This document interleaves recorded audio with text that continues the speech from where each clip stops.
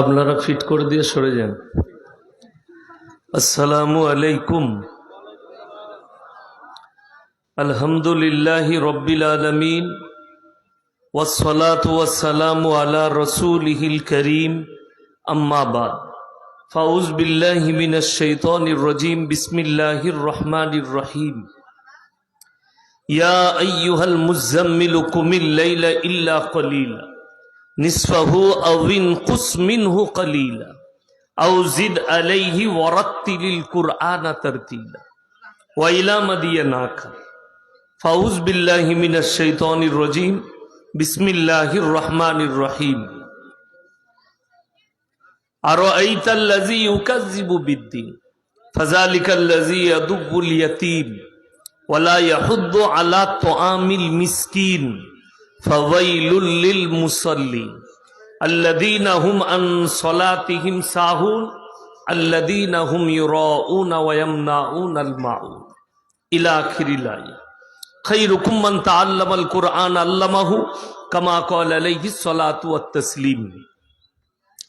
মাননীয় শ্রদ্ধেয় জ্ঞানী গুণী মানী সম্মানী আজকের এই জালসার মাননীয় সভাপতি মহাশয়, শ্রদ্ধের উলামায়ে ইকরাম, হুফাজ ইকরাম এবং আমার জ্ঞানী গুণী মানী সম্মানী মাননীয় শ্রোতা মণ্ডলী, পর্দার অন্তরালে পর্দা নসিব মায়েরা এবং বোনেরা, আল্লাহর বড় দয়া কৃপা ভালোবাসা আমাদের প্রতি, গোটা বিশ্বের প্রতি।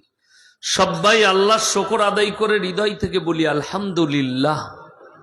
তারপরে পরে বিশ্ব নবী জানাবে মুহাম্মাদুর রাসূল আল্লাহ, সকলে বলুন সাল্লাল্লাহু আলাইহি ওয়াসাল্লাম। তিনার প্রতি শত কোটি দরুদ বর্ষিত হোক, বলুন আমিন সুম্মা আমিন। গুটি কয়েক কথা আলোচনা করব, আমরা সকলে আমল করব, বলুন ইনশাআল্লাহ। এক নম্বর, এই পৃথিবীর বুকে আল্লাহর যতগুলো সৃষ্টি আছে সব থেকে সুন্দর উত্তম রূপে আল্লাহ মানুষকে সৃষ্টি করেছেন, বলুন আলহামদুলিল্লাহ।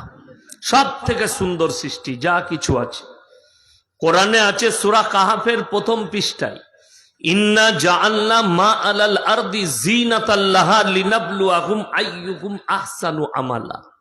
এই গোটা পৃথিবী সুসজ্জিত করেছি, সাজিয়েছি শুধুমাত্র আমার বান্দাদের জন্য, মানুষের জন্য সাজানো হয়েছে, বলুন সুবহানাল্লাহ।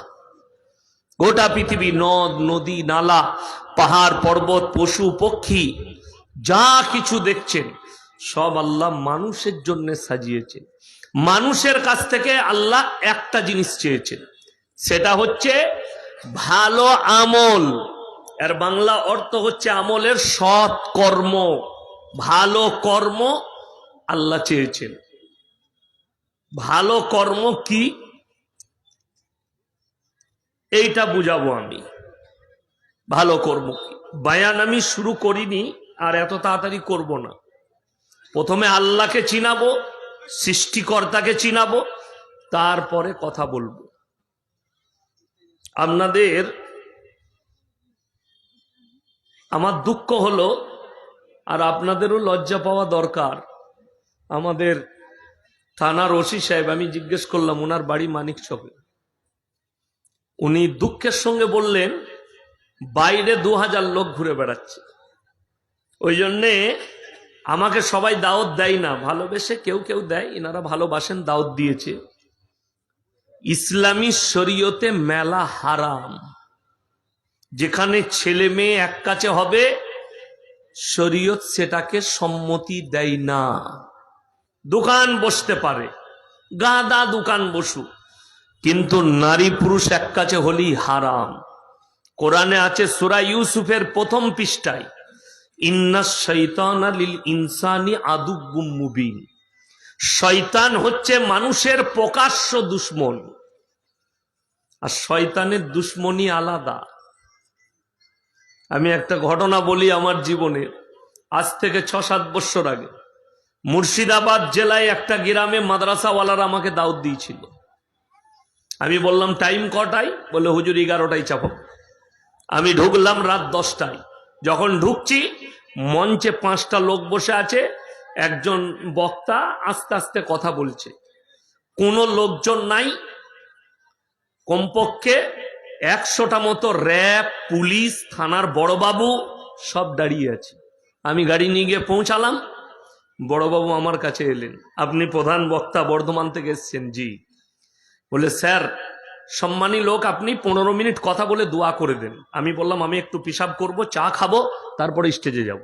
ভেতরে ঢুকলাম, সেক্রেটারি সাহেব আর হেড মোল্লা, সেক্রেটারি চোখ দিয়ে টপ টপ করে পানি ফেলাচ্ছে। বলে, আমরা মানা করেছিলাম মেলা বসাতে, মেলা বসিয়েছে, একটা মেয়ের চুল টানাকে কেন্দ্র করে হেঁসুয়া করে চুটিয়ে দিয়েছে। এটা গল্প বলি নাই, বাস্তব সত্য ঘটনা। এটা মাদ্রাসার জলসার কথা বলছি। মেলা বসাইছে, রাস্তায় মেয়ে চুল টেনেছে, তার পরিবার এসে তাকে হেঁসুয়া করে চুটিয়েছে। Baharampur hospital, attempt to murder case. র্যাপ নেমে গেছে, জলসা বন্ধ। 2-4 কথা বলে দোয়া করে দিয়ে নেমে পালিয়ে এলাম। দুঃখ লাগলো, বেদনা লাগলো। জাতি মুসলিম, বুঝবে কবে? আপনি দোকান বসান, আমি মানা করি নাই, জেলেপি বসুক, বাদাম বসুক, সব বসুক, মেয়ে যেতে পাবে না। আশ্চর্য গ্রাম আমার জীবনে, পুরুলিয়া ডিস্ট্রিক্ট পার করে ধানবাদ জেলা, ঝাড়খণ্ড। গ্রামের নাম হচ্ছে নডিহা, থানা হচ্ছে চন্দনকিয়ারি। আমার একজন বন্ধু মুফতি মনজার আলম কাসমি দাউদ দিল আমাকে। গেলাম, বিকেল 4টায় ঢুকেছি, রাত 2টো পর্যন্ত ছিলাম। 12টায় চেপেছি, 2টোই ছেড়েছি।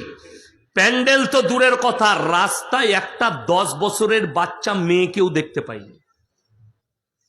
একদম আল্লাহর কসম করে বলছি, আমি মিথ্যা বলিনি। 10 বছরের মেয়ে। আমি জিজ্ঞেস করলাম, ভাই আপকে ইহাঁ পে মহল ইতনা আচ্ছা কিউ হ্যায়? সেই গ্রামে 1000-এর বেশি আলেম আর হাফেজ আছে। কি বলল জানেন? আমাদের সমাজ ব্যবস্থার নেতৃত্ব যারা দেয় তারা হচ্ছে আলেম উলামারা। আল্লাহ রসুলের একটা হাদিস শুনেলেন, সবাই শুনবেন, শিক্ষিত, জ্ঞানী, গুণী, মানী, সম্মানী, অশিক্ষিত সবাই শুনে যান। এটা রসুল সাল্লাল্লাহু আলাইহি সাল্লামের হাদিস।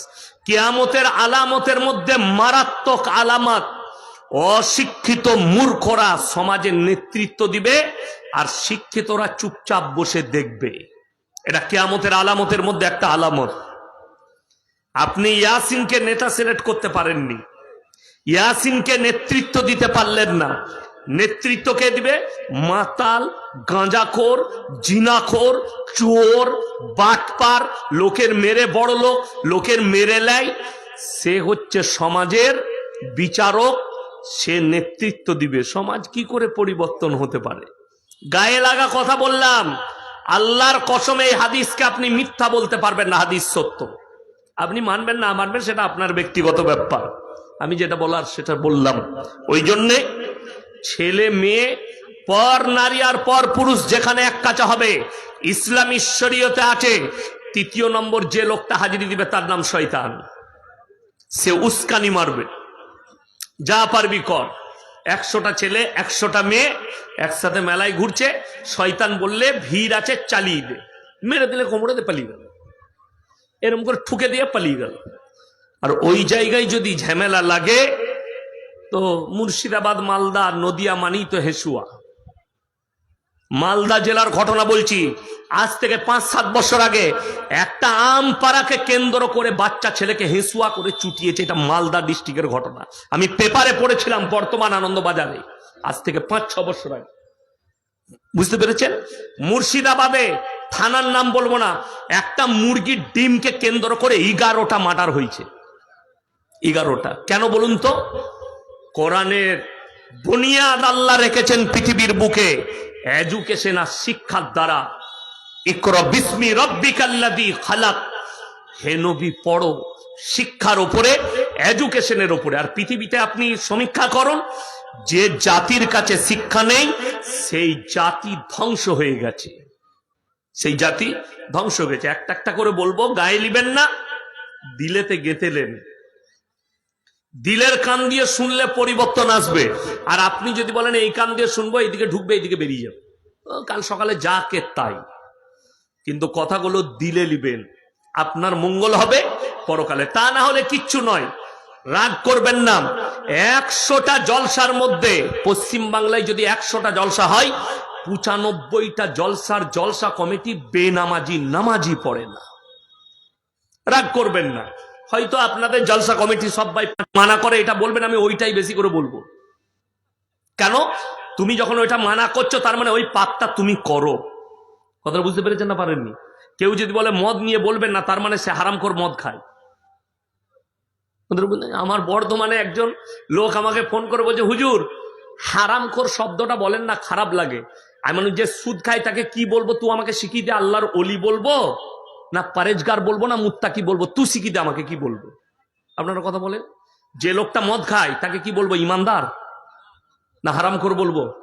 হারামখোর। মদ হারাম না হালাল? হারাম। তাহলে মদ খাচ্ছে তাকে হারামখোর বলতে হবে, সুদ খাচ্ছে তাকে হারামখোর বলতে হবে, সুদ হারাম। তার মানে তোমার গায়ে লাগছে মানে তুমি মালু, ওই রোগের রুগী। তা না হলে তুমি তো গাল দিবে না, যারা হকের ওপরে থাকবে তারা গালি দিবে না, ওই পাপ যারা করে তারাই মৌলবীদিকে গাল দেয়। বড় কষ্ট লাগে, একটা একটা করে বলবো, দিলের কান দিয়ে শুনবো, সবাই আমলের নিয়তে শুনবো। জোরে বলুন ইনশাল্লাহ। হ্যাঁ। তো আল্লাহ তাআলা পৃথিবীর যত কিছু আছে মানুষের জন্য সৃষ্টি করেছেন। এই যে দুনিয়াটা দেখছেন, আল্লাহর কসম, তার পরের আয়াতে আছে ওয়াইন্না লাজাইলুনা মা আলাইহা সাইদান জুরুজা। জুরুজা মানে হচ্ছে মাঠ, প্লেন, লেভেল। এখানে একটা ঘাস দেখতে পাচ্ছেন, আল্লাহর কসম সেদিনে পৃথিবীতে আর একটা ঘাসও থাকবে না, কিরা মাকড়া থাকবে না, দরিয়া থাকবে না, সব লেবেল করে দেব। সেই দিনটার নামই হচ্ছে বিচারের দিন, কিয়ামতের দিন। কোরআনে অপর জায়গায় আছে, মান আমিলা সালিহান ফালিনাফসি ওয়া মান আসাআ ফাআলাইহা। যে বা যাহারা ভালো কাজ করবে তাদেরকে পুরস্কৃত করা হবে, যে বা যাহারা খারাপ কাজ করবে তাহারা তিরস্কৃত হবে। এটা কোরআন আল্লাহর। আপনি ভালো কাজ করেন, আপনি ভালোভাবে চলুন, আল্লাহ আপনাকে পুরস্কার দিবে। আর আপনি যদি খারাপ কাজ করেন আপনাকে তিরস্কার করা হবে। আল্লাহ সেদিনে বড় লোক, গরিব, ধনী, দরিদ্র, মৌলবি, মুল্লা, পীর, ফকির, আমি, আপনি, সে, তিনি, জজ, ব্যারিস্টার, পুলিশ, আল্লাহর কাছে এই বিচার হবে না। আল্লাহর কাছে বিচার হবে কার আমলটা কত ভালো। এক কলম লেখাপড়া করেনি, সৎ কর্ম করেছে, আল্লাহর কসম কামিয়াব। মন্ত্রী লালবাতি গাড়িতে চেপেছে, দুদিকে পুলিশ বডিগার্ড দিয়েছে, গার্ড দিয়েছে, কিন্তু অসৎ কাজ করেছে, আল্লাহর কসম পেরুবার রাস্তা খুঁজে পাবে না, আল্লাহর কাছে মূল্য নাই। ওই অশিক্ষিত মানুষটা সৎকর্ম করেছে, তার মূল্য আছে। আমার বন্ধুগণ, আমার ভাই, অনুরোধ করে বলছি, দিলের কান দিয়ে শুনেন। এই পৃথিবীর মানচিত্রে আমাদের জীবনে আল্লাহ আমাদের জীবনে তিনটে অংশ আছে। কটা অংশ বললাম? তিনটে। একটা হচ্ছে আল্লাহর, একটা কার? আল্লাহর। একটা আমাদের নিজেদের, আর একটা হচ্ছে পোকামাকড়ের। আল্লাহর কি? রুহটা হচ্ছে আল্লাহর। রুহ কার? কথা বলেন।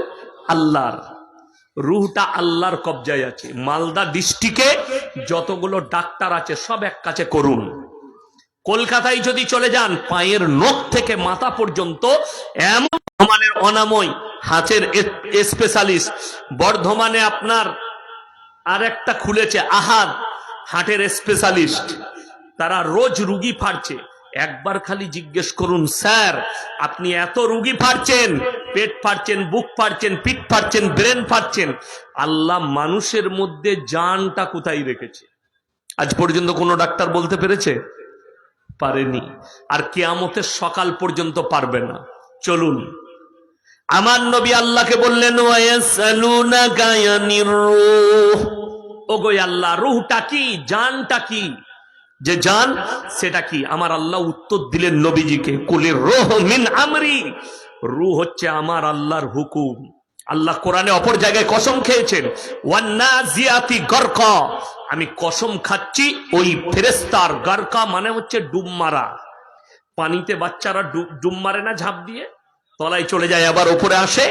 আল্লাহ কোরআনে এই শব্দ ব্যবহার করলেন, ওয়ান্নাজিয়াতি গরকা। আমি কসম খাচ্ছি ওই ফেরেশতার যারা আমার হুকুমে দ্রুত গতিতে তোমাদের কাছে পৌঁছায়, তোমাদের শরীরে ডুম মেরে তোমাদের আত্মাকে হরণ করে নিয়ে আসে। একটা পোকামাকড় যতগুলো জানদার এসছে, সকলের জান কার কবজায় আছে? তাড়াতাড়ি জোরে বলুন, আল্লাহর কবজায় আছে।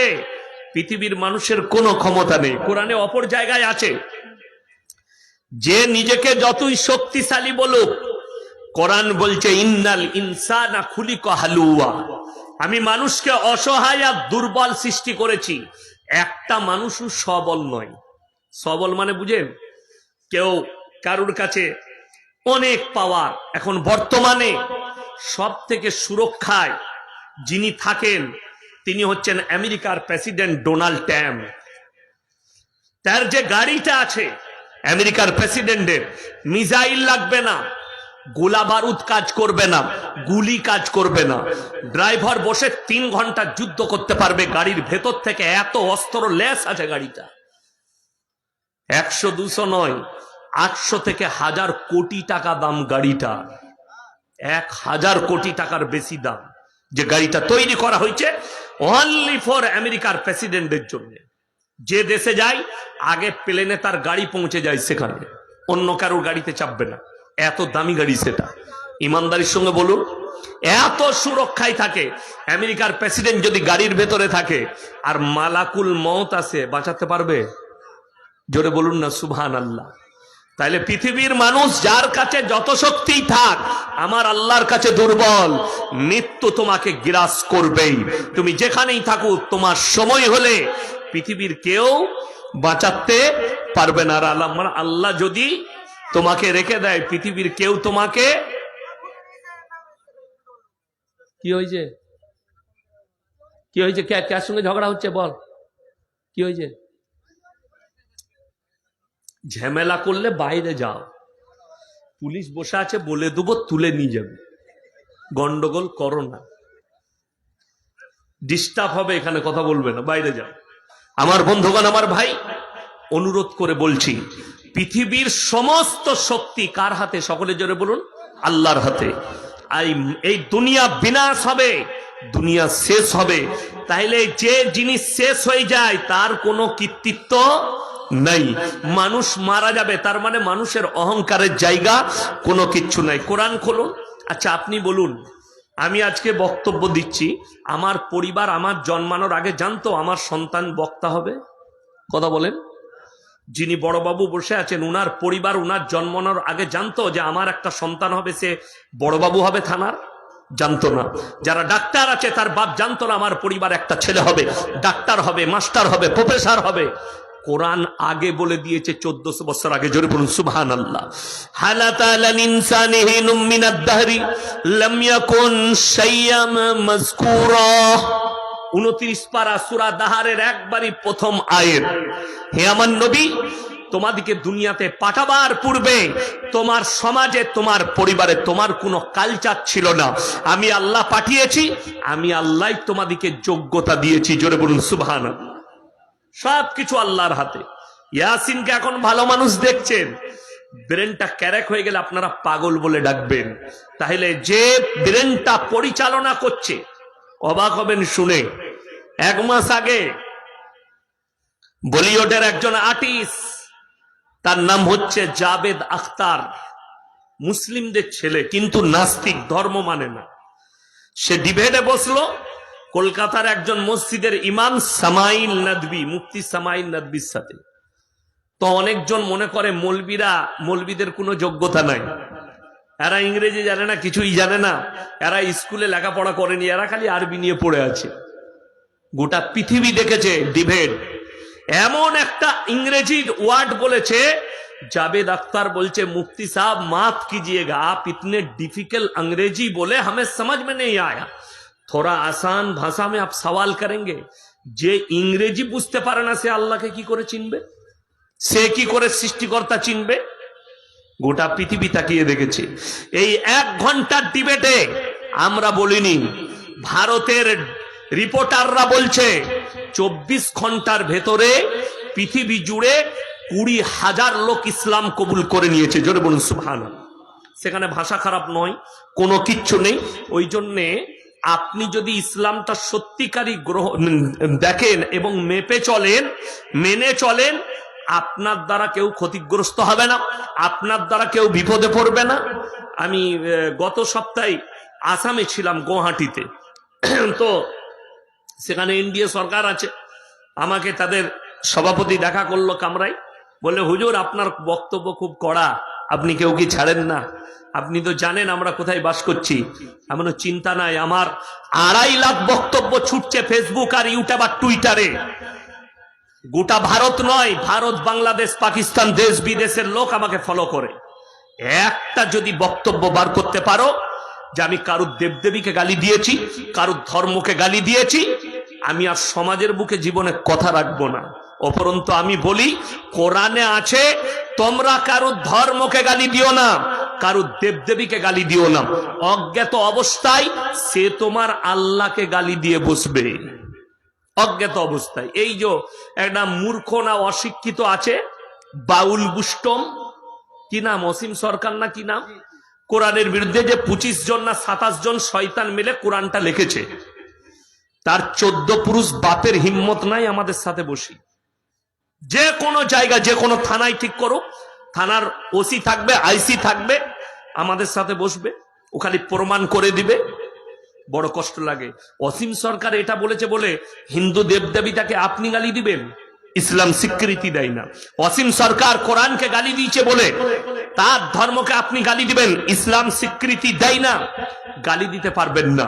অজ্ঞাত অবস্থায় সে আপনার আল্লাহকে গালি দেবে, আপনি তার বিরুদ্ধে বলতে পারেন, অসীম সরকারের বিরুদ্ধে বলতে পারেন।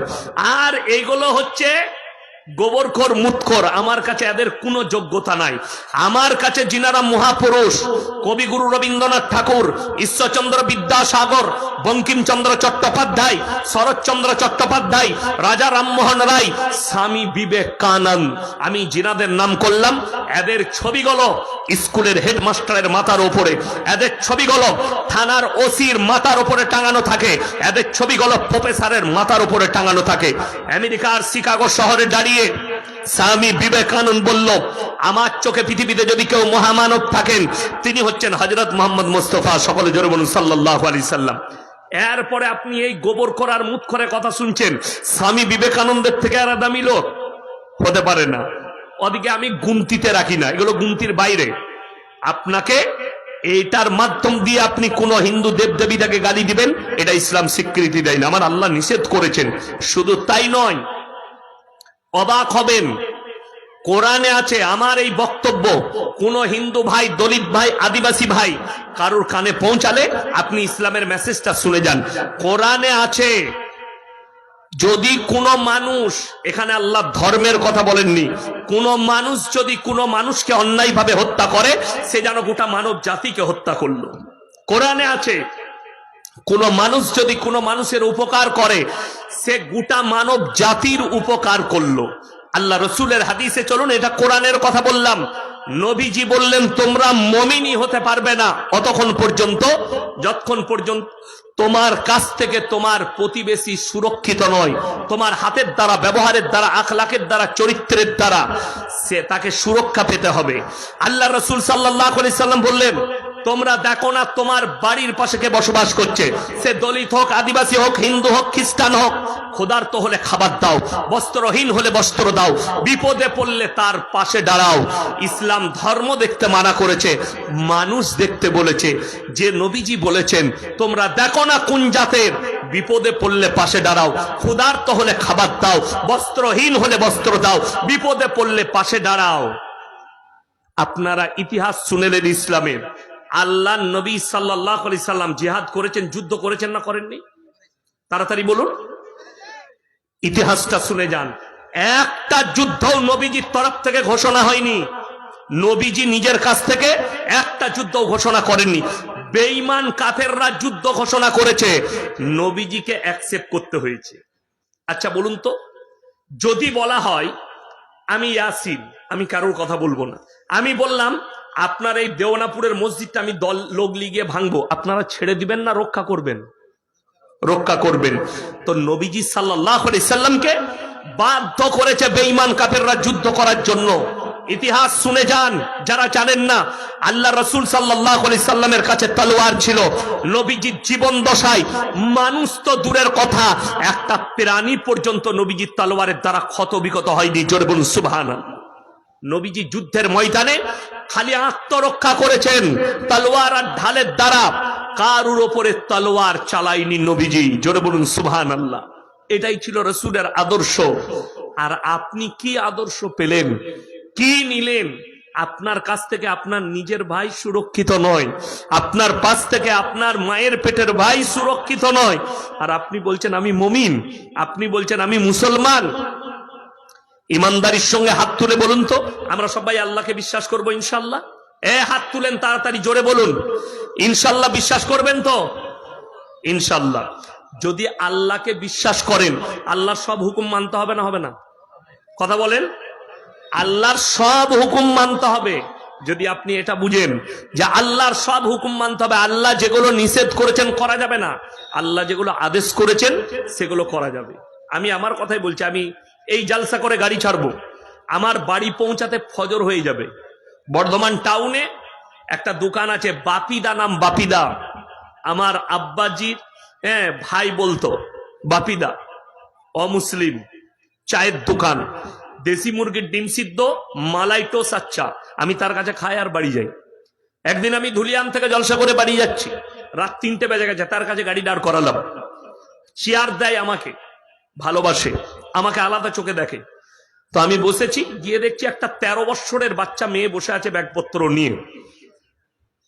তিনি আমাকে বললেন, ইয়াসিন ভাই দেখো না, এই বাচ্চাটা ইলাহাবাদ থেকে এসছে, এর বাপ একে অত্যাচার করত, তো এ বাপের অত্যাচারে থাকতে না পেরে এ আমার কাছে চলে এসছে, এ বাড়ি ফিরে এসছে। আমি বললাম কোথায় যাবে? বলে আর নানির বাড়ি যাবে। নানির বাড়ি? নানির বাড়ি কোথায় গো? বললে শ্রীনগর, মেদিনীপুরে একটা জায়গা আছে শ্রীনগর নাম, সেখানে যাবে। আচ্ছা। বলে দাদা এর কাছে কোনো টাকা পয়সাই নেই, সব শেষ। আমি বললাম ভাড়া কত বাপিদা? বলে 150 টাকা। আমি 200 টাকা ধরিয়ে দিলাম, এটা রাখো, ভাড়া দিবে। আর আমি বললাম আমি যা খাচ্ছি একেও খাই দাও, যা খাবে খাই দেন, আমি পয়সা দেবো। বিশ্বাস করুন আল্লাহর কসম, আমি তার দিকে তাকিয়েও দেখিনি আর ধর্ম কি, আর জাত কি, আর বংশ কি। কেন? এটা তো আমার রসুলের আদর্শ নয়। খালি বিপদে পড়েছে এর পাশে দাঁড়াও। বাপিদা জলসা যদি ইউটিউবে শুনে, বাপিদাও বুঝতে পারবে ইয়াসিন সাহেব সত্য কথা বলছে। আমার খুব কাছের মানুষ বাপিদা, তার কাছে দাঁড়াই। আমি চলে গেলে আর কোনো খদ্দেরের অ্যালাউ নেই। ইয়াসিন সাহেব এসছে, ওনাকে ভালো করে চা দিতে হবে, ভালো করে টোস্ট, ভালো হাফ বয়েল ডিম সিদ্ধ দিতে হবে। এতটাই বন্ধুত্ব আছে। আমি জিজ্ঞেস করিনি এটা কোন ধর্মের, কেন? এটা আমার রসুলের আদর্শই নয়। তুমি তার উপকার করলে ধর্ম দেখো না, তার লেভেল দেখো না, তার জাত বংশ দেখো না। এখনো পর্যন্ত, সেই দিনে আমি মুম্বাইয়ে ছিলাম, আর আমাকে ফোন করলো একটা ছেলের নাম বাবু লোহার, লোহারদের ছেলে, কামার, যারা কাটারি ফাটারি কাস্তে সব তৈরি করে, তাদেরকে আমাদের দেশে কামার বলা হয়। তার লেবে আছে, ডিগ্রি আছে, তার বংশ হচ্ছে লোহারদের, তার নাম হচ্ছে বাবু লোহার, ছেলেটার নাম। আমাকে ফোন করলে, কে রে? বলে বাবু বলছি স্যার। আমি তোর গলা আমি বুঝতে পেরে গেছি। সেই ছেলেটার আমি যে কোনো উপকার করেছিলাম, সে এখন পুরুলিয়া একটা আশ্রমে থাকে। আমাকে ফোন করেছে, আপনি কোথায় আছিস? বললে আশ্রমে। দাদা আমাকে আশীর্বাদ দিবেন, খুব ভালো আছি। আমি তোর বাড়িতে মা বাপ বোন কেমন আছে? বললে ভালো আছে। যাই হোক, আমি তার কোনো একটা উপকার করেছিলাম, কি বললেন, সে মনে রেখেছে। কেন? ধর্ম মেনশন নয়। আমি দেখেছিলাম এই ছেলেটা বিপদে আছে আর উপকার করতে হবে। আমি কোনো একটা ভালো উপকার করেছি, সেটা আমি আর প্রকাশ করব না, আল্লাহর আমার ভালাই করবে। তো ধর্ম দেখে উপকার নয়, আপনি মানুষ থেকে উপকার করুন, বংশ দেখে নয়, পৃথিবীর মানুষ থেকে উপকার করুন। এটাই হচ্ছে রাসূল সাল্লাল্লাহু আলাইহি সাল্লামের আদর্শ। আমার বন্ধুগণ, আপনি নিজেকে মুসলমান দাবি করছেন, আমি মুসলমান, আমি একজন মুসলিম, এটা দাবি করার পরে ইমানদারির সঙ্গে বলুন, ইসলামী শরীয়তে সুদ খাওয়া হালাল তো? কথা বলে না? হারাম। তাহলে এই থানাটা কোন থানা? বৈষ্ণবনগর থানা। এই থানায় একটাও মুসলমান তাহলে সুদখোর নাই? আর কথা বলবে না? আছে তো? সুদখোর আছে। এখন আমি যদি সুদের বয়ান করি, কাল সকালে চায়ের দোকানগুলোয় আমার গাল হবে। ও বাজে মৌলবি, ওকে আবার দাওয়াত দেয়। আচ্ছা, আমাকে গাল দিলে সুদ হালাল হয়ে যাবে তো? কথা বলে না, কেন হবে না? আল্লাহ কোরআনে বললেন ওয়াহাল্লাল্লাহুল বাইয়া ওয়া হাররামার রিবা, সুদকে হারাম করেছি, ব্যবসাকে হালাল করেছি। আপনি ব্যবসা করুন হালাল।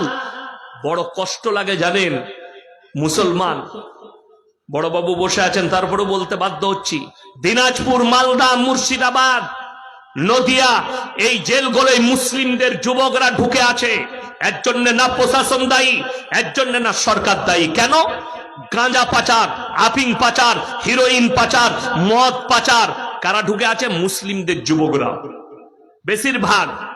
অবাক হবেন, নদিয়া জেলার কালীগঞ্জ থানার বড়বাবু রেড শুরু করলো, সব মোটরসাইকেল আটকাচ্ছে ভিডিও করে। কেন? এখন তো মোবাইলের চোখ, বলবে আমাকে মিথ্যা করে বড়বাবু ফাঁসিয়েছে। তিনি ক্যামেরা চালু করলেন, 20 থেকে 25টা মোটরসাইকেল। বললে ভাই, তোমাদের কাছে যার কাছে যা ব্যাগ আছে ক্যামেরা চলবে, খুলে দেখাও কি কি আছে। সব ব্যাগ চেক চলছে, তার ভেতরে মালগুলো ভরে নাও, চলে যাও। চেকিং হচ্ছে।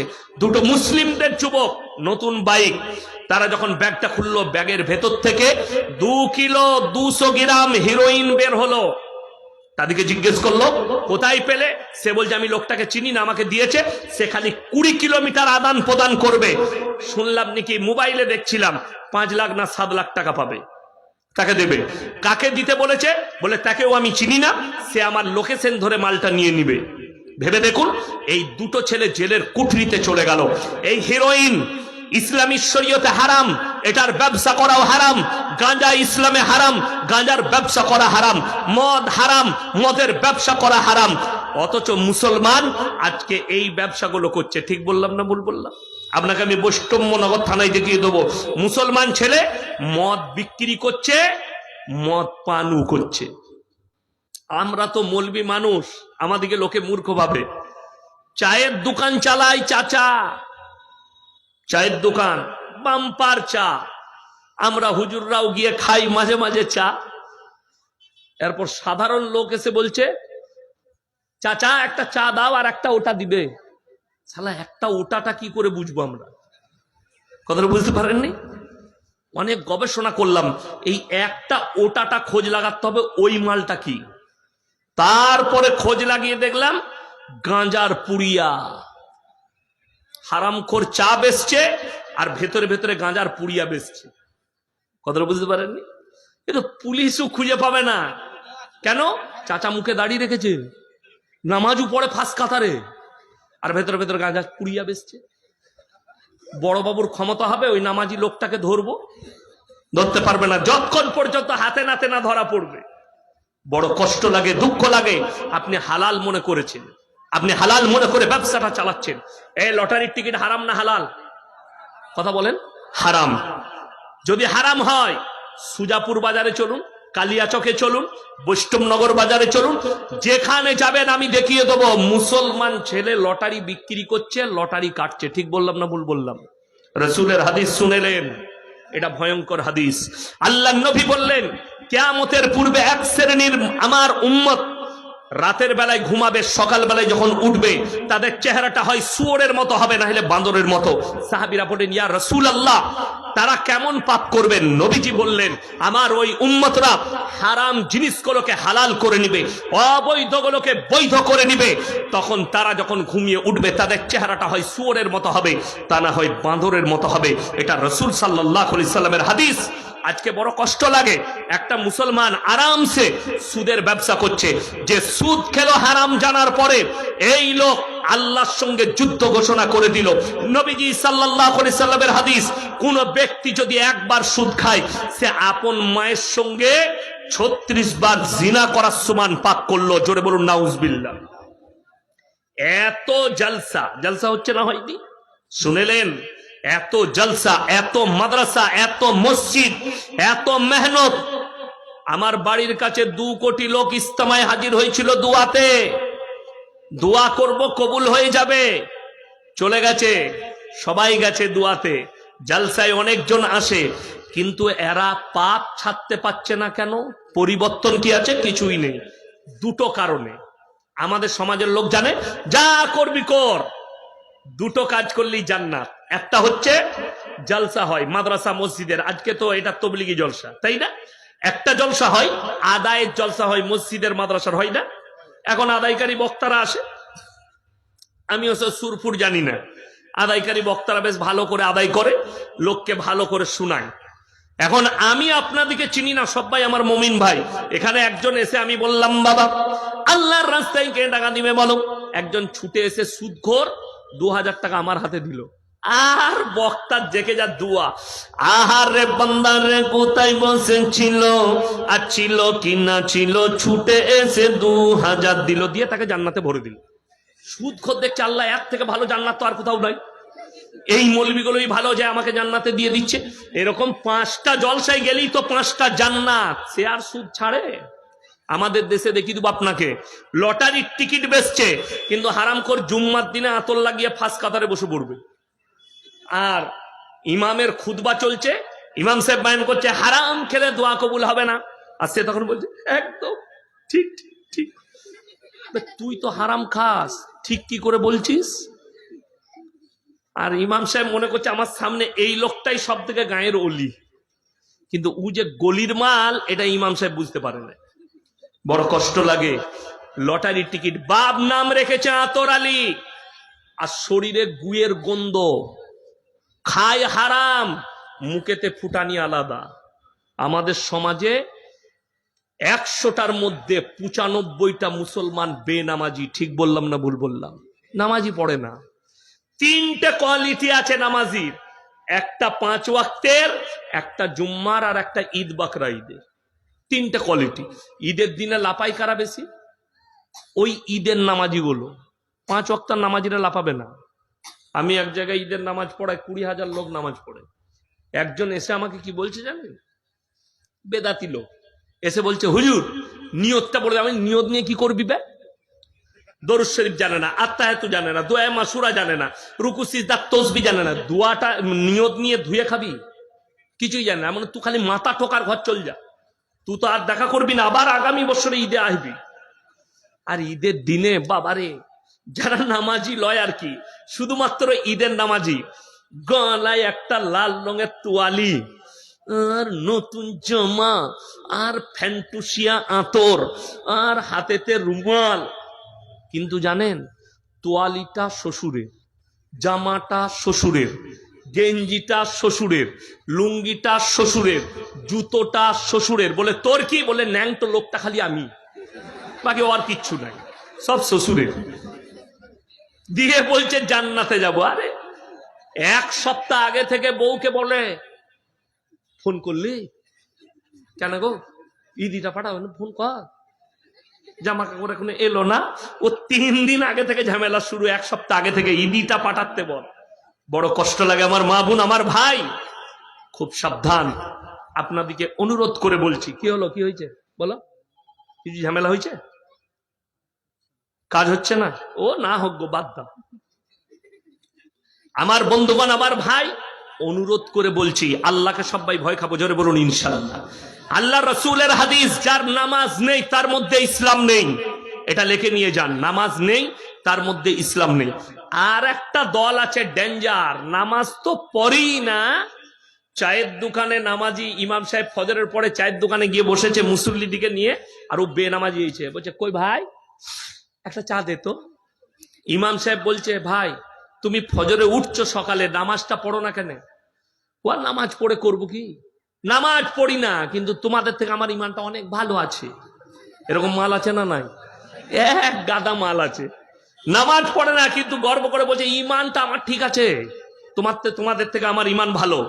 তারা কান খুলে শুনেলেন, আল্লাহর কসম, কিয়ামতের দিনে 2টো রাস্তা হবে, একটা জান্নাতীদের, একটা জাহান্নামীদের। কোরআন কি বলছে শুনেলেন? জান্নাতীরা জাহান্নামী দিওকে দাঁড় করাবে। ফি জান্নাতি ইয়াতাসাআলুনা আনিল মুজরিমিনা মা সালাকাকুম ফি সাকার। এ জাহান্নামী ভাইরা দাঁড়াও, তোমরা বলতে আমরা ভদ্রলোক, ভালো লোক, আজকে কেন তোমরা জাহান্নামে প্রবেশ করছো? তারা এক নম্বর উত্তর দেবে, ক্বালু লাম নাকু মিনাল মুসাল্লিন, আমরা নামাজি মুসল্লিদের মধ্যে ছিলাম না, ওয়া লাম নাকু নুতিমুল মিসকিন, আর আমরা মিসকিনকে খানা খাওয়াইতাম না, তাই আল্লাহ আমাদেরকে জাহান্নামে পাঠিয়েছেন। ওয়া কুন্না নাখুদু মাআল খাইদিন, আর দাড়ি টুপি নামাজি মুসল্লিদিকে দেখে হাসি ঠাট্টা বিদ্রুপ করত, তাদের সঙ্গে সাথ দিতাম, তাই আল্লাহ আমাদেরকে জাহান্নামে পাঠিয়েছেন। ওয়া কুন্না নুকাজ্জিবু বিয়াউমিদ্দিন, আর আমরা বিচারের দিবসকে মিথ্যা বলে মনে করিতাম, তাই আল্লাহ আমাদেরকে জাহান্নামে পাঠিয়েছেন। আমার ভাইয়েরা, আমার মায়েরা, বোনেরা, কিয়ামতের দিনটা এত ভয়ঙ্কর হবে। আল্লাহ রাব্বুল আলামিন সেদিনে যখন জাহান্নামকে আনা হবে, 70,000 ফেরেশতা ধরে থাকবে জাহান্নামকে টেনে। জাহান্নাম তর্জন গর্জন দিতে শুরু করবে, তার লিলিহান শিকার আগুন ওপর দিকে উঠবে। কোরআনে আছে সূরা সিজদা, আমার আল্লাহ কোরআনে বললেন, সেদিনে জাহান্নামীরা জাহান্নামকে দেখার পরে অঙ্গীকার করবে আর বলবে, রব্বানা ইয়াবসারনা ওয়াসামিনা ফারজিনা নামাল সলিহা ইন্না মুকিনুন। ওগো আল্লাহ, আজকে আমরা জাহান্নাম দেখতে পেলাম, জাহান্নামের তর্জন গর্জন শুনতে পাচ্ছি, আর একবার আমাদেরকে দুনিয়াতে ফিরিয়ে দাও, ভালো কাজ করব, নেক কাজ করব, নেক আমল করে আনবো। আমার আল্লাহ উত্তর দিলেন, লাআমলাআন্না জাহান্নামা মিনাল জিন্নাতি ওয়ান নাসি আজমাইন। হে আমার নবী, বলে দাও, জান্নাত এবং জাহান্নামকে আমি জিন এবং ইনসান দ্বারা পরিপূর্ণ করব। সেদিনে তারা মনের আকাঙ্ক্ষায় চোখ দিয়ে পানি ফেলিয়ে কি বলবেন জানেন? ওয়ায়াকুলুল কাফিরু ইয়া লাইতানি কুনতু তুরাবা। আজকের দিনে আমরা, বিচারের দিনে, মানুষ না হয়ে মাটি হলে কত ভালো হতো। এটা তাদের অঙ্গীকার হবে, আল্লাহর কাছে তারা অঙ্গীকার করে বলবে, ওয়ায়াকুলুল কাফিরু ইয়া লাইতানি কুনতু তুরাবা, আমরা যদি আজকে মানুষ না হয়ে মাটি হতাম, আমাদের জন্য মঙ্গল হতো। আমার বন্ধুগণ, সবাই আমরা 5 ওয়াক্তের নামাজি হব, হাত তুলে বলুন তো ইনশাআল্লাহ। খাস করে আমার যারা কমিটি ভাই আছেন, জলসা দিয়েছেন, অনুরোধ করছি, তোমাদের জলসা দিয়া কামিয়াব, তোমরা নিয়ত করে নাও। আমরা জলসা তো দিলাম, ভালো ভালো মৌলবীকে নিয়ে এসে, কিন্তু কাল থেকে আর নামাজ ছাড়বো না, ফজর থেকে আর নামাজ কাজা করব না, এই নিয়ত বুকে হাত রেখে করে নাও। আমার বন্ধুগণ, আমার ভাই, সবাই আমরা মুমিন হব, জোরে বলুন ইনশাআল্লাহ। মুমিনদের আখলাক আল্লাহ কোরআনে সূরা মুমিনুন, কাদ আফলাহাল মুমিনুন। হে আমার নবী, প্রকৃত মুমিন কারা, তাদের চরিত্র, তাদের আখলাক আমার আল্লাহ কোরআনে বর্ণনা করেছেন। 1 নম্বর আখলাক, আল্লাযীনা হুম ফি সলাতিহিম খাশিউন। এটা মুমিনদের 1 নম্বর চরিত্র। তারা যখন নামাজ পড়বে, তখন তারা খুশু খুজু ধীর স্থিরতার সাথে নামাজ আদায় করবে। আমাদের দেশে রমজান মাসে যে ইমাম যত স্পিরিটে তারাবি শোনাবে, সে তত ভালো হাফেজ, তত ভালো ইমাম, ঠিক নাই? যদি ইমাম সাহেব একটু সোলো পড়ে, আলহামদুলিল্লাহি রাব্বিল আলামিন আর রহমানির রহিম মালিক ইয়াউমিদ্দিন ইয়্যাকা না'বুদু ওয়া ইয়্যাকা নাস্তাইন, লোকে বলে কি ইমাম রাখলি বে, স্পিরিট নাই যে, দেরি করছে। কেরম পড়তে হবে যেন ফেরেশতারাও খুঁজে না পায় মাল পড়ছে কোথায়। আলহামদুলিল্লাহ মালিক যা বুঝে করকা, ফেরেশতারাও খুঁজে পাবে না। আর কোরআনে আছে জানেন, কেউ যদি কোরআন পড়ে, এক একটা হুরুফ আল্লাহ 10টা করে নেকি দান করবেন, জোরে বলুন সুবহানাল্লাহ। যে শুনবে সেও নেকি পাবে। তো আপনি যদি ইমামের পেছনে দাঁড়িয়ে ঘোড়ার ডিম বুঝতেই না পারেন, তাহলে আপনি নেকি পাবেন? পাবেন। আমি বোম্বেতে, আমি যখন হাফেজ হই, তখন খতম শোনাতে গিয়েছিলাম। আমার উস্তাদ আর আমি একটা মসজিদে, তো উনি 10 রাকাত পড়তেন, দিয়ে আমাকে ছেড়ে দিতেন, আমাকেও আবার পড়তে হতো। তো হাত পাড়া করে পড়তাম, উনি পড়তেন আমি শুনতাম, আমি পড়তাম উনি শুনতেন। রেল স্টেশনের গায়ে মসজিদ, যেমনি একটা ট্রেন পেরিয়ে যেত চক করে, আমার উস্তাদ দেখলাম 5 পৃষ্ঠা গায়েব করে দিল। কি বলে? হ্যাঁ, আমি লুকমা দিলাম, ধরলো না। তারপরে নামাজের শেষে আমাকে বলছে, ইতনে জুতে মারেঙ্গে তুম সিধে হো যাওগে, কোরআন নেই দেখতো। আমি মনে মনে চিন্তা করলাম, আল্লাহ আমি লুকমা তো ঠিক দিয়েছি। তারপরে কামরায় এসে বললাম যে হজরত আপ ইয়ে গলত পড়ে, খুলে দেখাতাম। बोले अबे ये लोग बुड़बक है, एक ट्रेन जाएगा 5 पृष्ठ गायब कर दे, पता भी नहीं चलेगा। तो আমি বললাম अल्लाह को तो मालूम चलेगा, तो क्या करेंगे उस दिन, कियामत के दिन। বড় কষ্ট লাগে, সমাজের লোক বুঝে না, অথচ কোরআন আছে। যেমন আমার মায়েদের নামাজ যা হয় ওরাই জানে, আর ফেরেশতারা জানে কি লিখবো। কথাটা বুঝতে পারেননি? জীবনে কোরআন পড়ে না পুরো বছর, রোজার মাসে বাবা রে ওদের কোরআন তেলাওয়াত যা পড়ে মনে হচ্ছে একদম মিশর থেকে কারি সাহেব এইছে, ওই ধ্বংস হয়ে যাক, কোরআন আর ছাড়বে না রোজার মাসে জোহরের পরে। আর যা কোরআন পড়ে তা আল্লাহ জানে। আলহামদুলিল্লাহ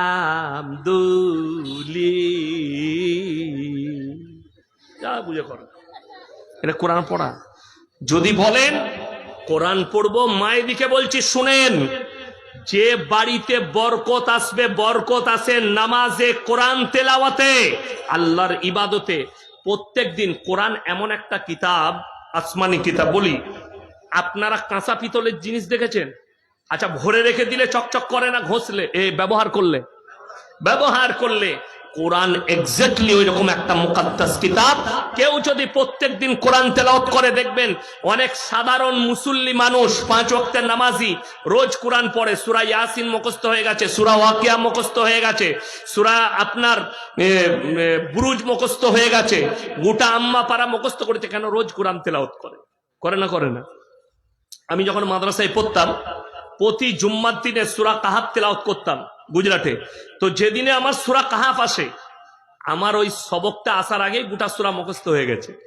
একদিনে শুনিয়েছিলাম, একদিনে। কেন? প্রত্যেক দিন পড়লে ওটা দিলেতে গেঁথে যাবে। কোরআন মুকাদ্দাস কিতাব, চকচক করে। মায়েরা, প্রত্যেক দিন কোরআন পড়ো, নামাজটাকে ধীর স্থিরতার সাথে পড়ো। আমাদের সমাজের যা নামাজ হয় আল্লাহ ছাড়া কেউ জানে না। মসজিদে আজান হচ্ছে, কি বুঝলেন, ও দোকানে বসিয়ে আছে, চায়ের দোকানে, ঠিক ইকামত শুরু হবে, আল্লাহু আকবার, আল্লাহু আকবার, আশহাদু আল্লাহ, তখন ছুটছে, তাদের নামাজটা লিখেছে, ছুটে গিয়ে এরপর আর ওর মনে পড়ছে না দোকানের চাবি লাগাই কিনা লাগাই। কত সুন্দর নামাজ হবে। ইসলাম বলছে ধীর স্থিরতা। আপনার হাজত সেরে নামাজে দাঁড়াবেন। কি সেরে বললাম?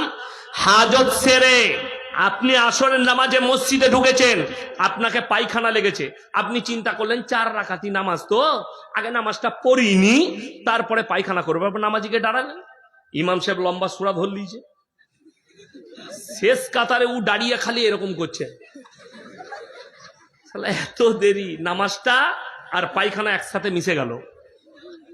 ওই জন্যে হাজত সেরে নাও। দুনিয়ার কোনো হাজত যেন তোমার কাছে না থাকে। মক্কা মদিনায় যান, আরব দুনিয়ায় আজান হলে তারা ব্যবসা বাণিজ্য সবকিছু ফেলে দিয়ে মসজিদে ঢুকে যায়। এটা কার আমল জানেন? কোরআনের আমল, আল্লাহর হুকুমের আমল। যদি বলেন কোথায় আছে? সূরা জুমআ, ইয়া আইয়ুহাল্লাযীনা আমানু ইযা নুদিয়া লিস-সালাতি মিন ইয়াউমিল জুমআ ফাসাউ ইলা যিকরিল্লাহি ওয়া যারুল বাই যালিকুম খায়রুল লাকুম ইন কুনতুম তা'লামুন। হে আমার ঈমানদার ব্যক্তিরা, যখন তোমাদেরকে জুম্মার জন্য ডাক দেওয়া হয়, নামাজের জন্য ডাক দেওয়া হয়, তোমরা সমস্ত বেচাকিনা বন্ধ করে দাও, সবকিছু কাজ বন্ধ করো, আর আল্লাহর ঘরের দিকে ধাবিত হও। আমার মায়ের, আমার বোনেরা, আমার ভাইয়েরা, আল্লাহ কখনো বলেননি যে 24 ঘন্টা মসজিদের ভেতরে থাকতে হবে। তারপরের আয়াতে আল্লাহ মারাত্মক কথা বললেন, ফাইদা কুদিয়াতিস সালাতু ফান্তাশিরু ফিল আরদি ওয়াবতাগু মিন ফাদলিল্লাহ ওয়াজকুরুল্লাহা কাসীরান লাআল্লাকুম তুফলিহুন। হে ঈমানদার ব্যক্তিরা, আবার যখন নামাজ শেষ হয়ে যাবে, তোমরা হালাল রুজির সন্ধানে পৃথিবীতে ছড়িয়ে পড়ো। 24 ঘন্টা মসজিদে নয়, নামাজ হয়ে গেল, আবার হালাল রুজির সন্ধানে চলে যাও। অপর জায়গায় কোরআনে আছে, ইয়া আইয়ুহাল্লাযীনা আমানুর কাউ ওয়াসজুদু ওয়াবুদু রাব্বাকুম ওয়াফালুল খায়রা লাআল্লাকুম তুফলিহুন। হে ঈমানদার ব্যক্তিরা, তোমরা আমার কাছে রুকু করো, সিজদা করো, আমি আল্লাহ তোমাদেরকে কামিয়াবির রাস্তা দেখিয়ে দেব। সবাই নামাজ পড়বো ইনশাআল্লাহ, নামাজ কেউ ছাড়বেন না। নাম্বার 2, ওয়াল্লাযীনা হুম আনিল লাগমি মুরিদুন, এবং তারা নিজেদিকে গুনাহ কাটা থেকে বঞ্চিত রাখে। সমস্ত পাপ থেকে পাপ মুক্ত জীবন গড়ব। সকলে জোরে বলুন ইনশাআল্লাহ। আপনি শুনেলেন পাপী কিন্তু দুটো কোয়ালিটির। পাপী কটা কোয়ালিটি বললাম? দুটো। একজন পাপ করে জিদ করে, আরে মৌলবীরা বলছে বলুক, হারাম হালাল আমি ওয়া মানি না, আমি নিজের মতো চলবো। আর একটা পাপ আপনি করে ফেলেছেন, হয়ে গেছে, আপনি ক্ষমা চাইছেন। আল্লাহ ওই বান্দাকে বেশি পছন্দ করেন যে বান্দা গুনাহ করার পরে আল্লাহর কাছে বলে, আল্লাহ আমি ভুলবশত গুনাহ করে ফেলেছি, আল্লাহ শয়তানের চক্করে করে ফেলেছি, তুমি আমাকে ক্ষমা করে দাও। এই বান্দাকে আল্লাহ তাআলা ক্ষমা করে দেয়। কোরআন খুলেন সূরা ফুরকান 19 পারা, ইল্লা মান তাবা ওয়া আমানা ওয়া আমিলা আমালান সলিহা ফাউলাইকা ইউবাদদিলুল্লাহু সাইয়্যাতিহিম হাসানাত ওয়া কানাল্লাহু গফুরার রহিমা। যারা তওবা করার মতো তওবা করবে, যারা ইস্তেগফারের মতো ইস্তেগফার করবে, আমি আল্লাহ রাব্বুল আলামিন তাদের পাহাড়ের মতো গুনাহগুলো নেকি দ্বারা বদলে দেব। আপনি যে গুনাহটা করেছেন ওই গুনাহ ক্ষমা করে অতটাই আমার আল্লাহ আপনাকে নেকি দান করবেন। কিন্তু শর্ত হচ্ছে আল্লাহকে বলতে হবে, আল্লাহ জীবনে আমি এই পাপ আর করব না, আমার ভুলবশত হয়ে গেছে, আর আমি জানতাম না সুদ খাওয়া হারাম, আজকে জেনে গেলাম সুদ খেলে বড় পাপ হবে, আল্লাহর সঙ্গে যুদ্ধ করার সমান পাপ হবে, তাই আমি আজ থেকে ইস্তেগফার করলাম, আল্লাহ আপনার সব গুনাহকে ক্ষমা করে দিবে। আর একজন পাপী, যে যা বলছে বলুক, মৌলবীরা বলছে বলুক, কোরআন হাদিসে যা আছো, আমি আমার মতো করে চলবো, আমি কারোর কথা মানব না, তাদের গুনাহকে আমার আল্লাহ কোনোদিন ক্ষমা করবেন না। এই দুটো কোয়ালিটির পাপী। সবাই আল্লাহর কাছে ক্ষমা চাইবো, জোরে বলুন ইনশাআল্লাহ। ভুল হয়ে গেছে। আত্মসমীক্ষা, আমার কাছে একটা আরকানের কিতাব আছে, উত্তরপ্রদেশের একজন বড় আলিমে দিন মোল্লা আবরারুল হক সাহেব रहमतुल्लाह अलैह, তিনি আরকানের কিতাবে লিখেছেন, हर मुसलमान के लिए जरूरी है, हर इंसान के लिए जरूरी है कि वो मुराक्काबा करे। মুরাক্কাবা কথার অর্থ হচ্ছে আত্মসমীক্ষা। আপনি সারা দিন, আমরা সমাজে কাজ করি, আপনাদের কি মনে হচ্ছে আমাদের মতো মৌলবীর ভুল হয় না? ভুল হবে, গুনাহ হয়ে যাবে, কথার মাধ্যম দিয়ে, ব্যবহারের মাধ্যম দিয়ে গুনাহ হয়ে যেতে পারে, কিন্তু আল্লাহর কাছে আত্মসমীক্ষা করে ক্ষমা চেয়ে নেওয়া, আল্লাহ এটা আমার ভুলবশত হয়ে গেছে, আল্লাহ এটা আমি করে ফেলেছি। নিরালায় এশার নামাজ পড়ে নিরালায় মাথা নিচু করে বসে আপনি ভাবতে থাকুন, আল্লাহ আজকে সারা দিন যে গুনাহটা মনে পড়বে আল্লাহর কাছে সঙ্গে সঙ্গে ইস্তেগফার করা, আল্লাহর কাছে ক্ষমা চাওয়া, আর যে নেকির কাজটা মনে পড়বে, আল্লাহ এটা তো আমার ক্ষমতা নাই, তুমি আমার দ্বারাই নেক কাজটা করিয়েছো, তোমার শুকর আদায় করছি। সারা দিনের ক্ষমা চাওয়া হবে, আল্লাহর কাছে নেকি যেগুলো করবেন তার শুকর আদায় করা হবে, এটার নাম আত্মসমীক্ষা। আমার বন্ধুগণ, আমার ভাই, ওয়াল্লাযীনা হুম লিয-যাকাতি ফাইলুন, এবং তোমরা যথাযথভাবে তারা যাকাত প্রদান করবে। ওয়াল্লাযীনা হুম লিফুরুজিহিম হাফিজুন, এবং তারা নিজেদের লজ্জা স্থানের রক্ষণাবেক্ষণা করবে। যাকাত যাদের ফরজ হয়েছে তারা যাকাত দিবেন। এখন আমাদের সমাজে অনেক কায়দা কানুন চালাচ্ছে লোকে। আমাকে একজন ফোন করে বলছে, হুজুর ক ঘড়ি সোনা হলে যাকাত দিতে হবে? আমি বললাম, বাবা 7.5 ঘড়ি। সে বলছে যদি 7 ঘড়ি থাকে, অথচ তার কাছে পয়সা আছে। অনেকজন বলে মৌলবীরা বলেছে 7.5 ঘড়ি, 7 ঘড়ির বেশি কিনবি না। এটার নাম কায়দা। কোরআনে আছে, ফাইন কানা লাকুম কাইদুন ফাকিদুন, যত কায়দা চালাবে চালাও, আল্লাহ সব জানেন না? জানেন না? কথা বলেন।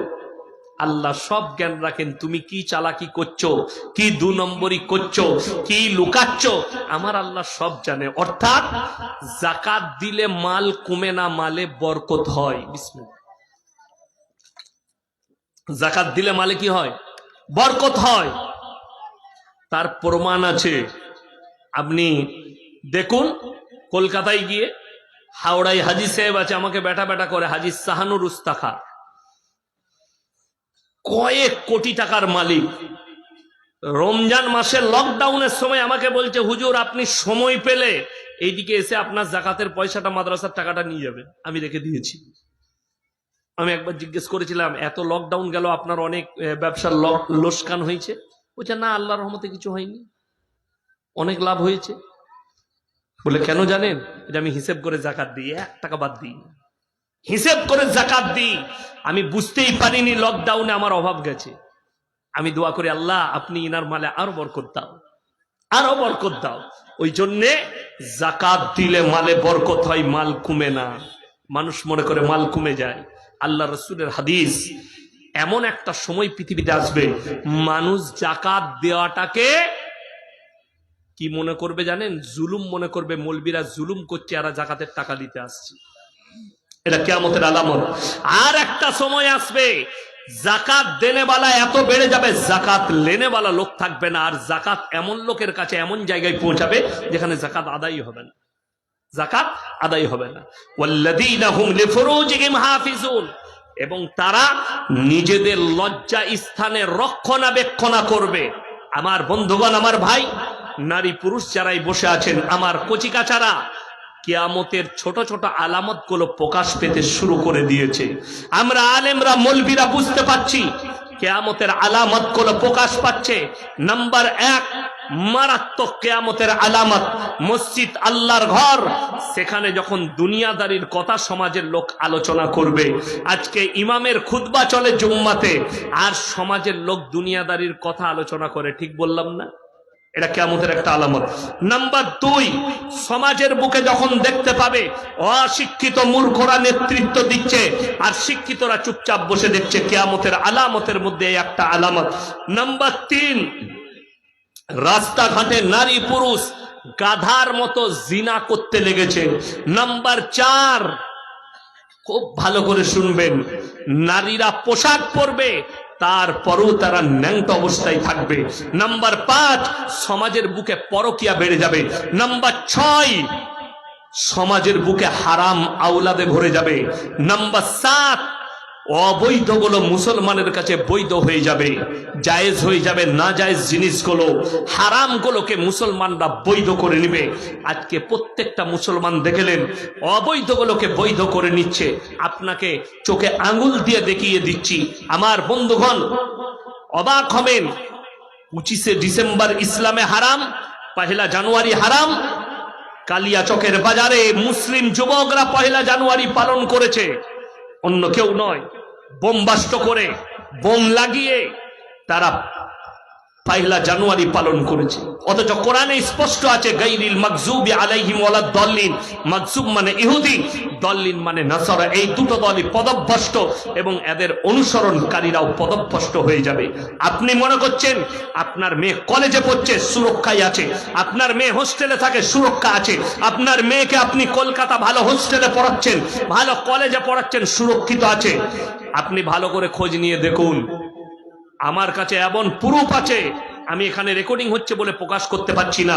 হাজারো মুসলিম মেয়ে তলায় তলায়, তার পরিবার জানে না, বাম্মা জানে না, অনেক অমুসলিম ছেলেকে রেজিস্ট্রি করে বিয়ে করে ফেলেছে। আমার কাছে প্রুফ আছে, আমি কিন্তু বলবো না, প্রুফ দেবো না আপনাদিকে।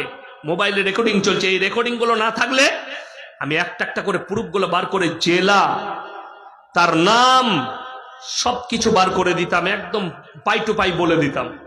তার জেলা কোথায়, তার বাড়ি কোথায়, মালদার কটা মুসলিম মেয়ে আছে, কালিয়াচকের কটা আছে, সুজাপুরের কটা আছে, ধুলিয়ানের কটা আছে, বেলডাঙ্গার কটা আছে, সব বলে দিতাম। জানেন নবীজি সাল্লাল্লাহু আলাইহি সাল্লামের হাদিস কত সত্য? নবীজি বললেন, বর্বরতার যুগের পাপগুলো তোমাদের কাছে মডেলিং হয়ে ফিরে আসবে। এমন একটা যুগ ছিল, আমরা পড়েছি ইতিহাসের পাতায়, আদিম যুগের ঘটনা। মানুষ কাপড় পরতে জানতো না, মানুষ ন্যাংটো থাকতো, মানুষ গাছের ছালকে তারা পোশাক বানাতো। মানুষের কাছে পোশাক ছিল না, গাছের পাতা তাদের পোশাক ছিল। মানুষ সভ্যতা লাভ করলো, উন্নতি লাভ করলো, মানুষ কাপড় পরতে শিখলো, তারা সভ্যতা খুঁজে পেল। রাসূল বললেন, আবার এমন একটা যুগ আসবে কিয়ামতের পূর্বে, বর্বরতার যুগ। আবার মানুষ ন্যাংটো হয়ে যাবে, তারা পোশাক পরতে চাইবে না।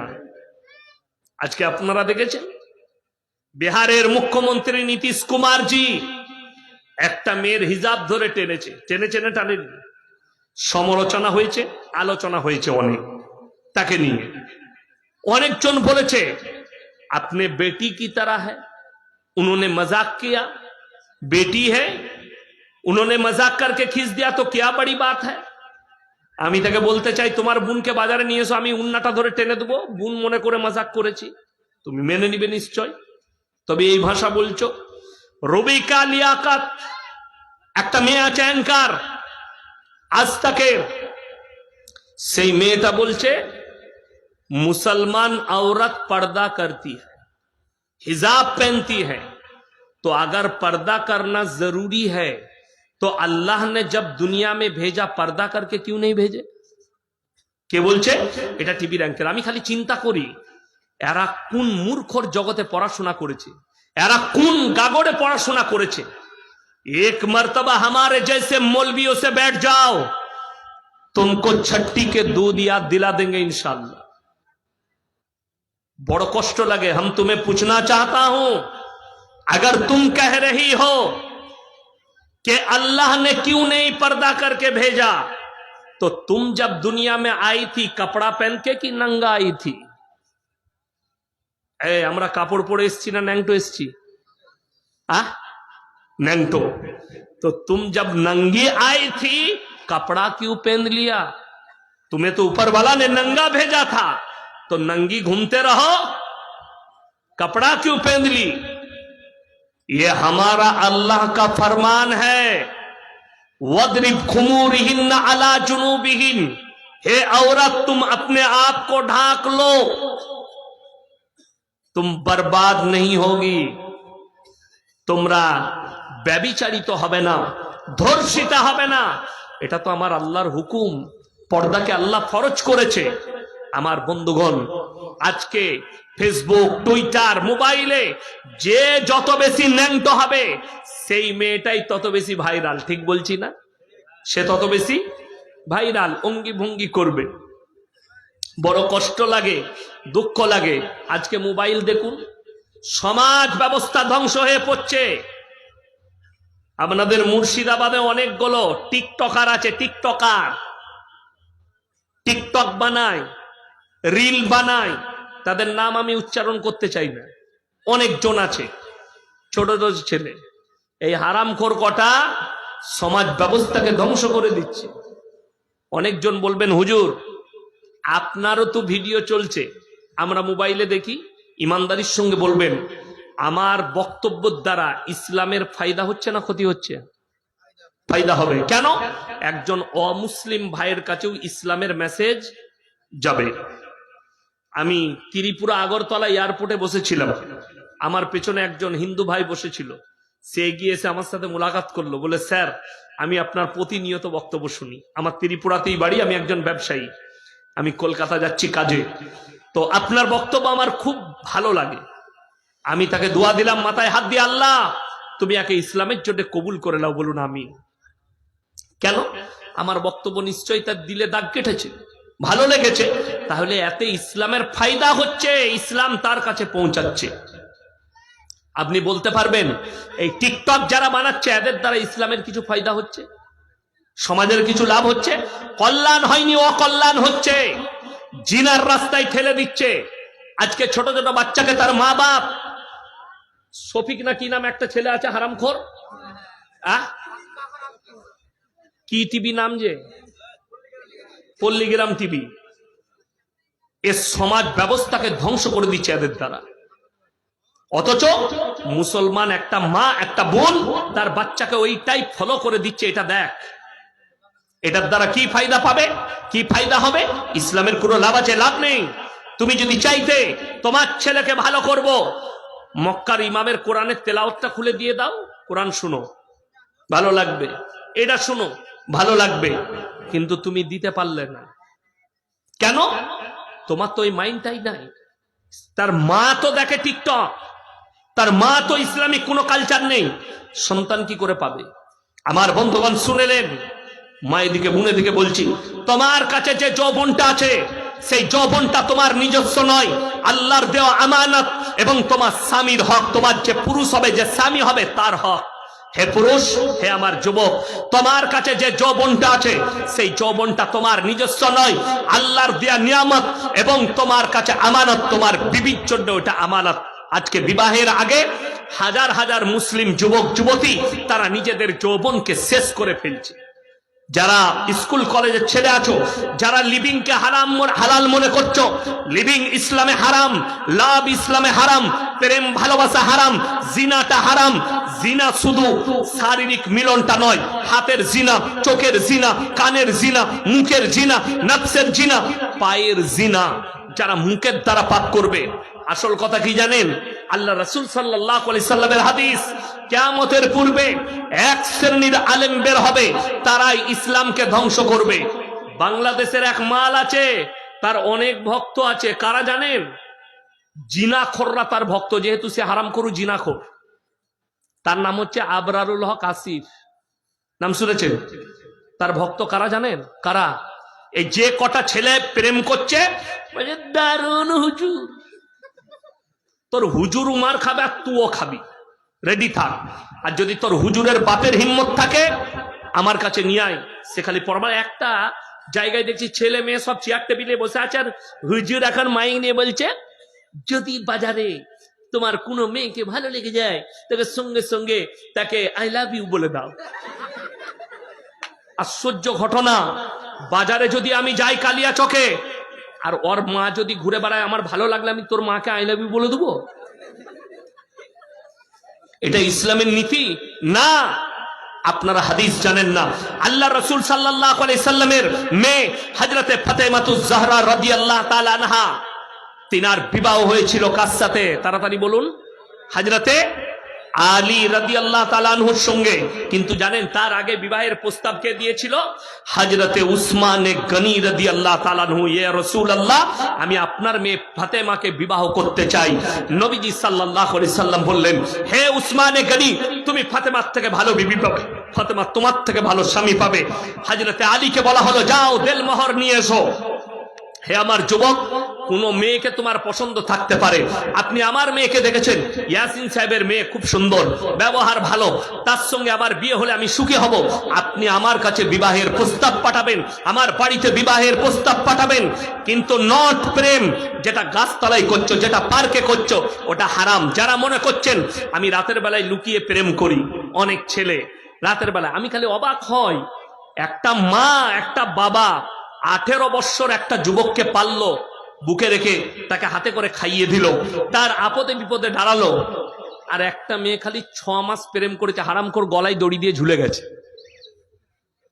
কোথায় না কাঁঠাল গাছ, কোথায় না বাবলা গাছ। আবার আমি দেখছিলাম কিছুদিন আগে ভালো সিস্টেম উঠেছে, যদি ঘর থেকে বিয়ে না দেয়, 2 হারামখোর দেখছে একটাই দড়িতে ঝুলেছে, ওই দিকে ওই দিকে। তোদের মরণটাই ভালো। আমাকে যদি বলো অমুকজন গলায় দড়ি দিয়ে মরে গেল, কেন? প্রেমে লাগে। ভালো হয়েছে, গেঁড়ো ঘুচে গেছে, গেঁড়ো।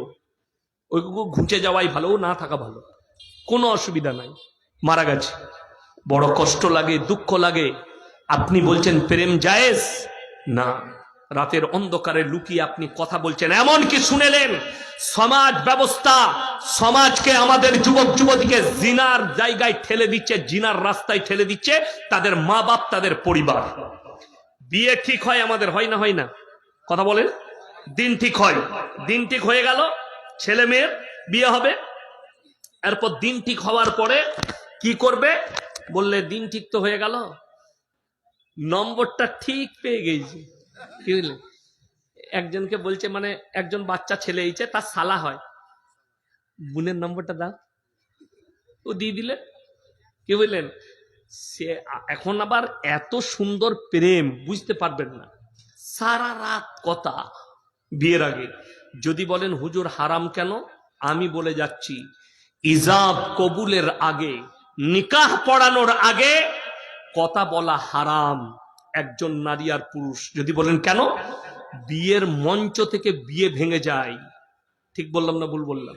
আমার বর্ধমান জেলার খবর, জায়গার নাম বলবো না, তারা লজ্জা পাবে। বিয়ের অনুষ্ঠান চলছে, প্যান্ডেলে খাওয়া দাওয়া চলছে। একজনের পাতে, এখন আমাদের দেশে খানেওয়ালা লোক থাকে, 1 কিলো 1.5 কিলো 5 কিলো মাংস খায়, তো সে একটু বেশি মাংস খায়, তাকে কম দিয়েছে। তো যে দিচ্ছিল তার সাথে ঝামেলা, এ চামচের বাড়ি চালিয়েছে, ও প্যান্ডেলের বাঁশ ভেঙে ওকে চালিয়েছে।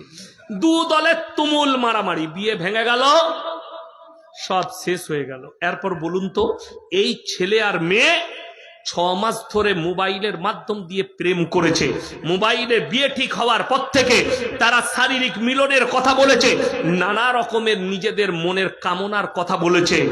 এই পাপের দায়টা কে নিবে? কোরআন খুলেন।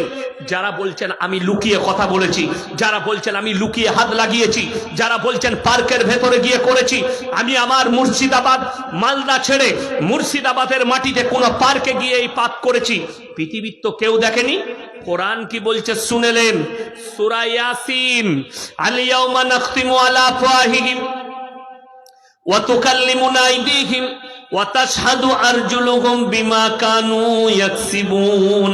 হে আমার নবী বলে দাও, কিয়ামতের দিনে তোমাদের জবানগুলো সিলাই করে দেওয়া হবে, তোমাদের হাত কথা বলবে, তোমাদের চোখ কথা বলবে, তোমাদের কান কথা বলবে, তোমাদের অঙ্গ প্রত্যঙ্গকে আল্লাহ কথা বলার যোগ্যতা দান করবেন, তারাই সাক্ষী দেবে তোমার পাপের।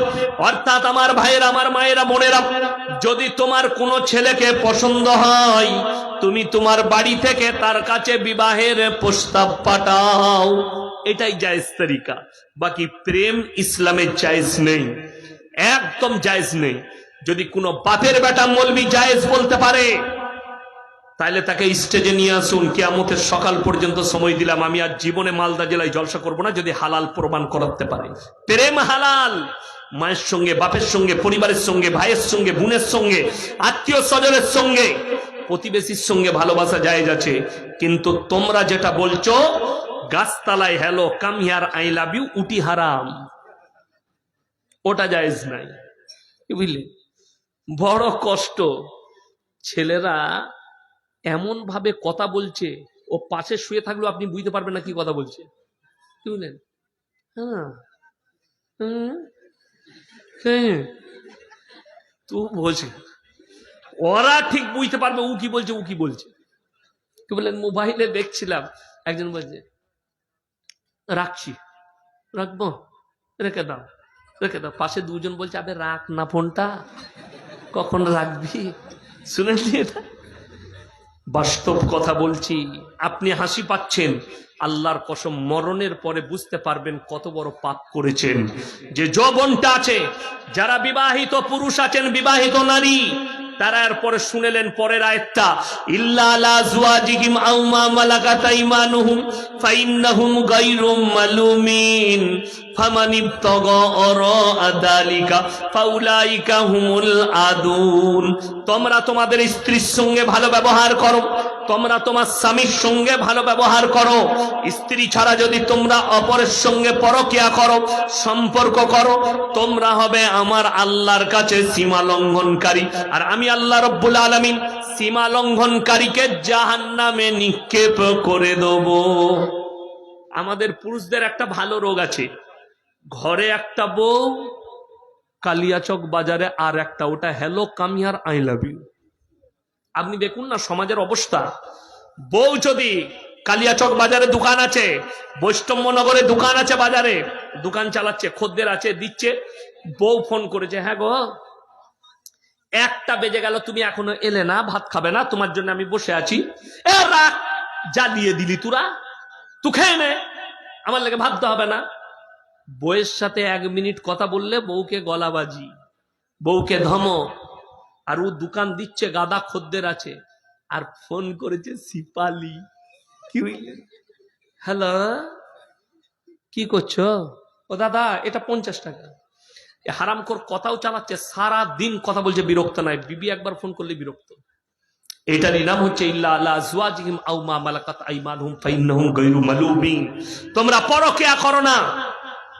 আমরা যে দেশটাই বাস করছি, কোরআনে আছে ওয়ালা তাকরাবুজ জিনা ইন্নাহু কানা ফাহিশা ওয়া সা সাবিলা। ব্যভিচার করা অনেক দূরের কথা, যে রাস্তায় হয় সেই রাস্তার ধারে পাশে তোমরা যাতায়াত করো না। ইসলাম বলছে, কোরআনে আছে, জিনা হচ্ছে একটা মহা পাপ, আল্লাহ জাহান্নামে ভরবেন। আমার বন্ধুগণ, এই দেশটার নাম হচ্ছে হিন্দুস্তান, এটা ভারতবর্ষ। এখানে পুলিশের ব্যবস্থা আছে, প্রশাসন আছে, আদালত আছে, বিচার ব্যবস্থা আছে। এই দেশটা হচ্ছে হিন্দুস্তান, সেকুলার দেশ। সব ধর্মের মানুষ নিজের নিজের ধর্ম পালন করবে।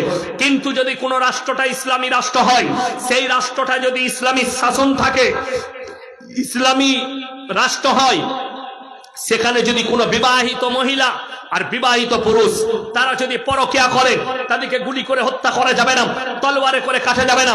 ইসলামী শরিয়া বলছে জনসমক্ষে নিয়ে এসে তাদেরকে পাথর মেরে মেরে হত্যা করতে হবে। কেউ যদি ধর্ষণ করে তাকে তলোয়ারে করে কাটা যাবে না, ফাঁসি দেওয়া যাবে না, জনসমক্ষে নিয়ে এসে পাথর মেরে হত্যা করতে হবে। আমার মায়েরা বোনেরা, ইমাম বুখারী রহমাতুল্লাহ আলাইহি বুখারী শরীফে এর ব্যাখ্যা আনতে গিয়ে লিখলেন যে ওই মহিলাটাকেও পাথর মেরে হত্যা করতে হবে যে মেয়েটা রাস্তাঘাটে পর পুরুষের সামনে নিজের মাথার চুল পেট পিট খুলে অন্য পুরুষকে ব্যভিচারের দাওয়াত দেবে, অন্য পুরুষকে তাদের যৌবনকে উত্তেজনা বাড়াবে, সেই নারীটাকেও ইসলামী শরিয়া থাকলে পাথর মেরে হত্যা করতে হবে। ইমাম বুখারী রহমাতুল্লাহ আলাইহি লিখলেন, আমার মা বোন, তোমার ইজ্জতের মূল্য কতটা তুমি নিজে বুঝে নাও, তোমার যৌবনের মূল্য কতটা তুমি নিজে বুঝে নাও। আমার বন্ধুগণ, আমার ভাই, দাইয়ুস কোনদিন জান্নাতে প্রবেশ করবে না। দাইয়ুস কে? যে নিজের পরিবার নামাজ পড়ে না, বউ নামাজ পড়ে না, বিটি নামাজ পড়ে না, মা নামাজ পড়ে না, বোন নামাজ পড়ে না, তার পরিবারে ইসলামিক কোনো কৃষ্টি কালচার নেই, তার মা বোন রাস্তায় বেপরদা ভাবে ঘুরে বেড়ায়, তার পরিবার বেপরদা ভাবে ঘুরে বেড়ায়, পাড়া বাড়ে, বাজারে যায়, চলে যায়, কোনো পর্দার বিষয় নেই, সে হচ্ছে দাইয়ুস। তুমি নামাজ পড়বে অথচ তোমাকে জাহান্নামে যেতে হবে। একটা নারী, একটা মেয়ে, একটা মহিলা একা জাহান্নামে যাবে না, সে তার স্বামীকে নিবে, সে তার বেটাকে নিবে, সে তার বাপকে নিবে, সে তার ভাইকে নিবে, জাহান্নামে প্রবেশ করবে। আল্লাহ, এটা তো আমার বাপ আমাকে জীবনে পর্দার কথা বলেনি, আমাকে জীবনে নামাজের দাওয়াত দেয়নি, এটা আমার স্বামী জীবনে আমাকে নামাজের কথা বলেনি, জীবনে আমাকে পর্দার কথা বলেনি, এটা আমার ভাই জীবনে আমাকে পর্দার কথা বলেনি, জীবনে আমাকে নামাজের দাওয়াত দেয়নি, জীবনে আমাকে ভালো কাজ করতে বলেনি, এটা আমার বোন, এটা আমার বেটা আমাকে জীবনে দাওয়াত দেয়নি, জীবনে আমাকে হালাল হারাম বুঝায়নি, জীবনে আমাকে দিন শিখায়নি, আল্লাহর কাছে সাক্ষী দেবে, জাহান্নামে যাবে। হে আমার বন্ধুগণ, হে আমার যুবক, হে আমার পুরুষ, হে আমার ভাইরা, আপনি আপনার পরিবারকে দাওয়াত দেন। সে যদি কবুল না করে তখন সে আল্লাহর কাছে নিজের জবাব দেবে। আপনি আপনার কাজ থেকে ফারেক হয়ে যাবেন। আপনার কাজ হচ্ছে দাওয়াত পৌঁছানো, আপনার কাজ হচ্ছে দাওয়াত দেওয়া। ওই জন্য বন্ধুগণ, সকলকে অনুরোধ করছি, আপনি আপনার মাকে দাওয়াত দেন, আপনার পরিবারকে দাওয়াত দেন, আপনার বিটিকে দাওয়াত দেন, আপনার বোনকে দাওয়াত দেন। এরপরে যদি তারা কবুল না করে, আমল না করে, আপনি আল্লাহকে বলতে পারবেন, আল্লাহ গো, আমি দাওয়াত দিয়েছি, আল্লাহ গো, আমি অনেক বুঝিয়েছি, আমার কথা মানেনি। আপনি কিয়ামতের দিনে ক্লিয়ার হবেন। বিসমিল্লাহ। এরপর যদি কেউ বলে না, কেউ দাওয়াত দিয়েছে, তার স্ত্রী আমল করেনি, এরপরে স্বামী জাহান্নামে যাবে না, স্বামীরা দায়ী নয়। দাওয়াত দিয়েছে, এরপরে কি ভাই জাহান্নামে যাবে না? ভাই ক্লিয়ার, সে তো দাওয়াত দিয়েছে, তার মৃত্যুকাল পর্যন্ত, তার বিবাহের আগে পর্যন্ত ভাই তো তাকে দাওয়াত দিয়েছে। স্বামী মৃত্যুকাল পর্যন্ত স্ত্রীকে দাওয়াত দিয়েছে, ভালো কাজ করো, নেক কাজ করো, তারপরেও স্বামী দায়ী না? স্বামী আর দায়ী থাকবে না। কেন? কোরআনে আছে, মাথায় রাখবেন আমার মা বোন, দুজন নবীর বিবি জাহান্নামে যাবে। কজন বললাম বাবা? দুজন। দুজন নবীর বিবিকে আল্লাহ জাহান্নামে দিবেন। একজন হচ্ছে নূহ নবী, একজন হচ্ছে লূত নবী। এই দুজনের বিবির চারটা মারাত্মক অপরাধ। একটা হচ্ছে আল্লাহকে অবিশ্বাস করা, নাম্বার 2 সেটা হচ্ছে নবীকে অবিশ্বাস করা, নাম্বার 3 স্বামীর অবাধ্যতা করা, আর নাম্বার 4 হচ্ছে আল্লাহ ব্যতীত অপরকে রব হিসাবে মেনে নেওয়া। লূত নবীর বিবির অপরাধ সমকামিতে লিপ্ত হওয়া। আজকে দ্রুত গতিতে ছুটছে অনেক মুসলমানদের যুবক, স্কুল কলেজের ছেলে মেয়ে, অনেক যুবতী, তারা সমকামিতে লিপ্ত হচ্ছে। যারা মনে করছেন এটা আল্লাহর সৃষ্টি, এটা আল্লাহরই দান, ওই জন্য একটা পুরুষ পুরুষকে বিয়ে করবে, নারী নারীকে বিয়ে করবে, আমার মাথা ব্যথা হতো না। যেহেতু ভারতে রায় দিয়ে দিয়েছে, সুপ্রিম কোর্ট ভারতে লিগেল, সমকামী লিগেল, আমি আমার কমকে দাওয়াত দিচ্ছি, আমার ভাইদিকে দাওয়াত দিচ্ছি, আপনাদেরকে অনুরোধ করে যাচ্ছি, আপনি নিজেকে বাঁচান, আপনার পরিবারকে বাঁচান।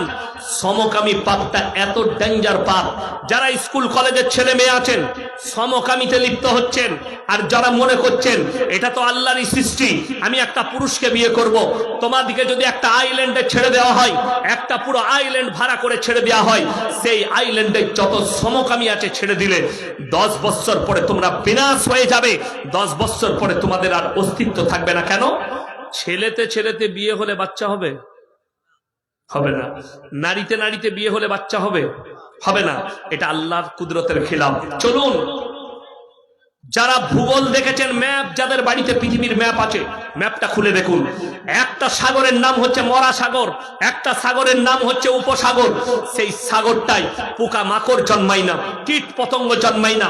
আল্লাহ রাব্বুল আলামিন হযরতে লূত নবীর কমকে ওই সাগরের উপরে রুটির মতো পাল্টিয়েছিলেন। আল্লাহ তাআলা ওই সাগরের উপরে তাদেরকে অভিশপ্ত করলেন। অভিশপ্ত হওয়ার কারণে কিয়ামতের সকাল পর্যন্ত ওই সাগরে একটা পোকা মাকড় জন্মাবে না, একটা কীট পতঙ্গ জন্মাবে না। আল্লাহ রাব্বুল আলামিন তাদেরকে ওখানে ধ্বংস করলেন, সেই জাতিকে। এবং আল্লাহ কোরআনের লাকির টেনে দিলেন, দারাবাল্লাহু মাতালাল লিল্লাযীনা কাফারু ইমরাতা নূহ ওয়া ইমরাতা লূত কানাতা তাহতা আবদাইন মিন ইবাদিনা সালিহাইন ফাকানাতাহুমা ফালাম ইউগনি আনহুমা মিনাল্লাহি শাইয়্যা ওয়া কিলা আদখুলান নার মা'আদ দাখিলিন। আমার দুজন উলুল আযম নবী, হাবিব পয়গম্বর নূহ নবী আর লূত নবী, দুজনের বিবিকে জাহান্নামে দেব, তারা আটকাতে পারবে না। নবী হওয়ার পরেও, পয়গম্বর হওয়ার পরেও। শুনেলেন ফেরাউন জাহান্নামী না জান্নাতি? বাবা জাহান্নামী, তার বিবি আসিয়া জান্নাতি। আমার আল্লাহ এলান করে দিয়েছেন, জোরে বলুন সুবহানাল্লাহ। ফেরাউনের বিবি আসিয়া জান্নাতি, আল্লাহ কোরআনে লাকির টেনে দিয়েছেন, ফেরাউন জাহান্নামে যাবে। হযরতে নূহ নবী, লূত নবী জান্নাতি, নবী পয়গম্বর নিসবাত জান্নাতি। তাদের দুজনের বিবিকে আল্লাহ জাহান্নামে দিবেন, তাদের অপরাধের কারণে, আল্লাহকে অবিশ্বাস করার কারণে। আমার বন্ধুগণ, আমার ভাই, যারা নিজেকে বলছেন সমকামী, আল্লাহ নবী শুনেলেন এই সমকামী পাপটা আল্লাহ রসুলের যুগের পাপ নয়, ঈসা নবীর যুগের পাপ নয়, মুসা নবীর যুগের পাপ নয়, ইউসুফ নবীর যুগের পাপ নয়, ইব্রাহিম নবীর যুগের পাপ নয়, ইয়াকুব নবীর যুগের পাপ নয়। এই পাপটা হচ্ছে হযরতে লূত নবীর কওমের পাপ। আজকে মডেলিং হয়ে ফিরে এসছে। আজকে সমাজের কিছু স্কুল কলেজের শিক্ষিত যুবক যুবতী, তারা বলছে আমরা মডেলে ফিরে এসেছি। শুনেলেন নবীজি তো 1400 বছর আগে এটাই বলেছেন, বর্বরতার যুগের পাপগুলো মডেলিং হয়ে ফিরে চলে আসবে। আজকে এরা ন্যাংটো হাওয়াটাকে মনে করছে মডেলিং, ছোট পোশাক পরাটাকে মনে করছে মডেলিং। আরে খোঁজ নিয়ে দেখো, আদিম যুগের লোকরা ছোট পোশাক পরতো, আদিম যুগের লোকরা ন্যাংটো থাকতো, আদিম যুগের লোকদের পোশাক ছিল না। সভ্যতা লাভ করেছে যারা ভদ্র হবে, যারা শিক্ষিত হবে, যারা জ্ঞানী হবে, তাতে সে হিন্দু হোক, তাতে সে মুসলিম হোক, তারা জৈন হোক, যাতে তারা শিখ হোক, যাই ঈসাই হোক, যারা ভদ্র হবে, যারা নম্র হবে, যাদের মধ্যে মানবতা থাকবে, যাদের মধ্যে মানুষত্ব থাকবে, তারা কখনো ন্যাংটো ঘুরবে না, তারা কখনো ন্যাংটো থাকবে না। অবশ্যই তারা পোশাক পরবে। আর যারা বর্বরতার যুগের সঙ্গে মিলে যাবে, যারা আদিম যুগের সঙ্গে মিলে যাবে, যারা ওই জীব জন্তুর মতো এখনো থাকতে চায়, তারা পরবর্তীতে আবার ন্যাংটো হবে। তাই তো এরা ন্যাংটো ঘুরতে চাইছে, ন্যাংটো থাকতে চাইছে। অবাক হবেন, আল্লাহর কসম, কোরআন মডেলিং, কোরআন মডেল ছিল, মডেল আছে, কিয়ামতের সকাল পর্যন্ত কোরআন মডেলিং থাকবে। কোরআন কখনো পুরনো হবে না, জোরে বলুন সুবহানাল্লাহ। আপনি কোরআনের আদর্শকে মেনে নেন।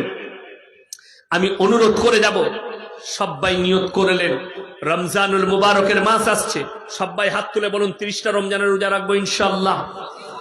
নিয়ত করলেন? হ্যাঁ। আর একটা কাজ করবেন, শবে বরাতে হালুয়া রুটি খাবেন। হ্যাঁ, ওইটাই তো আমাদের দেশে ঝামেলা। খালি আসতে দেন, শবে বরাতের আগে জিলাপি হুজুরদের গাল শুরু হয়ে যাবে। কি বললেন? বিহারের একটা ঝাড়খণ্ডী বাবা বলে একটা বক্তা আছে, দেখেছেন? ঝাড়খণ্ডী বাবা বক্তব্য দেয়, সে বলছে হালুয়া বানায়ে হাম কিতাব মে ঢুंढे ও हलवा किधर है। बोलचे बेटा हलवा कढ़ाई में रहता है, किताब में नहीं। এইসব মূর্খ মৌলবীর দ্বারা বেরেলিরা পরিচালিত হয়। কি বলবেন? আর একটা বিহারের বক্তা দেখছি, ये सिन्नी, ये नियाज, ये फतिहा, ये हलवा, ये रोटी, ये सब कहाँ है? बोले रसूल के युग में नहीं थे, जमाने में नहीं थे, तो नाजायज है। তখন বলছে ওয়াহাবি को कहो रसूल के जमाने में तो अब भी नहीं थे, तो अब भी नाजायज है का? मैंने नीलाम, हम नहीं थे तो हम नाजायज है, तो तुम भी तो नहीं थे रसूल के जमाना में, तुम कैसे हलाल हो गए? तुम भी तो नाजायज हो, तुम्हारा बड़ा हजरत भी नाजायज है। বড় কষ্ট লাগে আজকে আমাদের সমাজে তো মারামারি এগুলোলি, হালুয়া রুটি আর অমুক আর তমুক, নামাজ নিয়ে মারামারি নেই, ফরজ ইবাদত নিয়ে মারামারি নেই। কেউ যদি এক ওয়াক্তের নামাজ ছেড়ে দেয়, আজকে সমাজের অবস্থা বলে দিই, আপনি প্রত্যেক গ্রামে পাবেন জানাজার নামাজ হবে জোহরের পরে, মুসল্লিরা নামাজ পড়ছে, আর কিছু মুসল্লি উজু করে দাঁড়িয়ে আছে, ও শুধু খালি জানাজার নামাজ পড়বে। ঠিক বললাম না ভুল বললাম? নামাজই পড়ে না। অথচ কেউ যদি ইমানদারির সঙ্গে বলুন, জানাজার নামাজ ছেড়ে দিলে কোনো গুনাহ আছে? কোনো গুনাহ নাই। কিন্তু কোন ব্যক্তি যদি সামনে নামাজ হয় আর উজু করে দাঁড়িয়ে যদি জেনে শুনে ফরজ নামাজ ছাড়ে, গুনাহ কবিরা, বড় গুনাহ, বড় পাপ। আমার বন্ধুগণ, আপনি কি করে যদি বলেন হুজুর আমি তো কিছুই জানি না, সূরা জানি না, মুখস্থ নাই, কোনো কিছু না, আরে কমপক্ষে সেই দিনে ইমামের পেছনে মাথাটা ঠুকে লাও, যদি আল্লাহ কবুল করে নেয়। তুমি যদি 5 ওয়াক্তের, আমরা মায়ের পেট থেকে মৌলবি হয়ে এসেছি না, পড়তে হয়েছে বাবা, পড়তে হয়েছে, মাদ্রাসায় যেতে হয়েছে, শিক্ষা অর্জন করতে হয়েছে। মায়ের পেট থেকে কেউ শিখে আসে না, আপনাকে শিক্ষা অর্জন করতে হয়। অর্থাৎ তুমি জানতে না, তুমি যখন মাথা ঠুকতে শুরু করেছো, ঠিক আস্তে আস্তে সূরা মুখস্থ হয়ে যাবে, দোয়া জেনে যাবে, সব কিছু জানা হয়ে যাবে। তুমি নিয়তটা তো কমপক্ষে করো যে আল্লাহ আমি নামাজি হব, আল্লাহ আমাকে 5 ওয়াক্তের নামাজের তৌফিক দান করো। কোরআনে আছে ইন্নাস সালাতা তানহা আনিল ফাহশাই ওয়াল মুনকার, নিশ্চয় নামাজ এমন একটা ইবাদত, মানুষ যখন নামাজ পড়তে থাকে, নামাজ তাদিকে খারাপ কাজ থেকে সরিয়ে ভালো কাজের দিকে নিয়ে যায়। এটা হচ্ছে নামাজের বরকত, নামাজের ফজিলত, যে নামাজ তাদিকে খারাপ কাজ থেকে সরিয়ে ভালো কাজের দিকে নিয়ে যাবে। ওই জন্য নামাজ কেউ ছাড়বেন না, নামাজ ভালো। নামাজে রাসূল সাল্লাল্লাহু আলাইহি সাল্লামের হাদিস, যারা 5 ওয়াক্তের নামাজি হবে, মৃত্যুকাল পর্যন্ত আল্লাহ তাদের রুজিতে কোনোদিন কমি দিবেন না। জোরে বলুন সুবহানাল্লাহ। রুজিতে কমি মানে কি? রুজি মানে কি? রুজি মানে হচ্ছে দেশি মুরগি আর খাসির মাংস লয়। মানুষ খেয়ে মারা যায় না, না খেয়ে মরে? কথা বলেন, খেয়ে মারা যায়। ওই জন্যে গোটা পৃথিবীর যত বৈজ্ঞানিক আছে, তারা নবীজি সাল্লাল্লাহু আলাইহি সাল্লামের সুন্নতের উপরে গবেষণা করেছে। আমেরিকা, লন্ডন, ব্রিটেন, জাপান, জার্মানের বৈজ্ঞানিকরা নবীজি সাল্লাল্লাহু আলাইহি সাল্লাম যতগুলো সুন্নত বলে গেছেন, যতগুলো কাজ করে গেছেন, বিজ্ঞান সমতুল্য। মেসওয়াক করা, দাঁতন করা নবীজির সুন্নত। এত সুন্দর কথা নবীজি বলে গেছেন। যতগুলো বড় বড় কোম্পানি বিরাসের অ্যাড দিচ্ছে, কলগেটের অ্যাড দিচ্ছে, যারা অ্যাড দিচ্ছে সে মাল্লা কেউ খায় না। আমাদের দেশের ছেলেরা গুটকা খায় না? গুটকা খায় না? অনেকজন গুটকা খায়। সে গুটকাখোর দিকে বলছি, তুমি টিভিতে যেদিকে অ্যাড দিতে দেখছো আর্টিস্টরা, সে মাল্লা কেউ জীবনে গুটকা ছই না। সে তো জানে কি বিষাক্তক জিনিস, আপনি খাচ্ছেন, সে খাই না। যে কলগেট বিরাসের অ্যাড দিচ্ছে আর্টিস্টরা, তারা জীবনে কলগেট বিরাস করে না, তারা মেসওয়াক করে, দাঁতন করে। আমেরিকার বৈজ্ঞানিকরা, ডাক্তাররা বলছে, গবেষকরা, যারা দাঁতন করবে, মেসওয়াক করবে, মেরি মজবুত হবে, দাঁত মজবুত থাকবে। মেরি মজবুত, দাঁত মজবুত থাকবে। আমার বন্ধুগণ, আমার ভাই, আপনি মেসওয়াক করুন, নবীজি সুন্নত। নবীজি বললেন, তোমরা যখন খানা খেতে বসবে, 1 ভাগ খালি, 1 ভাগ পানি, আর 1 ভাগ খাবার থাকবে। এটাই রাসূলের সুন্নত। আমাদের দেশে যদি বিয়েতে দাওয়াত হয় কিংবা জলসার দাওয়াত হয়, ও দেখে যা খাওয়া, গলা পর্যন্ত টেনে দিলে, ঘরে এসে শুয়ে আসে। জোহরের আজান হয়েছে, বউ বলছে উঠো গো, নামাজ পড়তে যাবে না? পড়বে। কি হলো, এতটা খেলে নামাজ পড়তে পারবি? সুন্নতের খিলাফ, নামাজ তো পড়াই যাবে না। শুনেলেন, সুন্নত তরিকায় খেলে আপনি 1.5 কিলো করে মাংস খেতে পারেন, প্রত্যেকদিন 1 কিলো করে মাংস খান, আপনার রুজিটাও দুনিয়াতে কমে যাবে, হায়াতটাও কমে যাবে।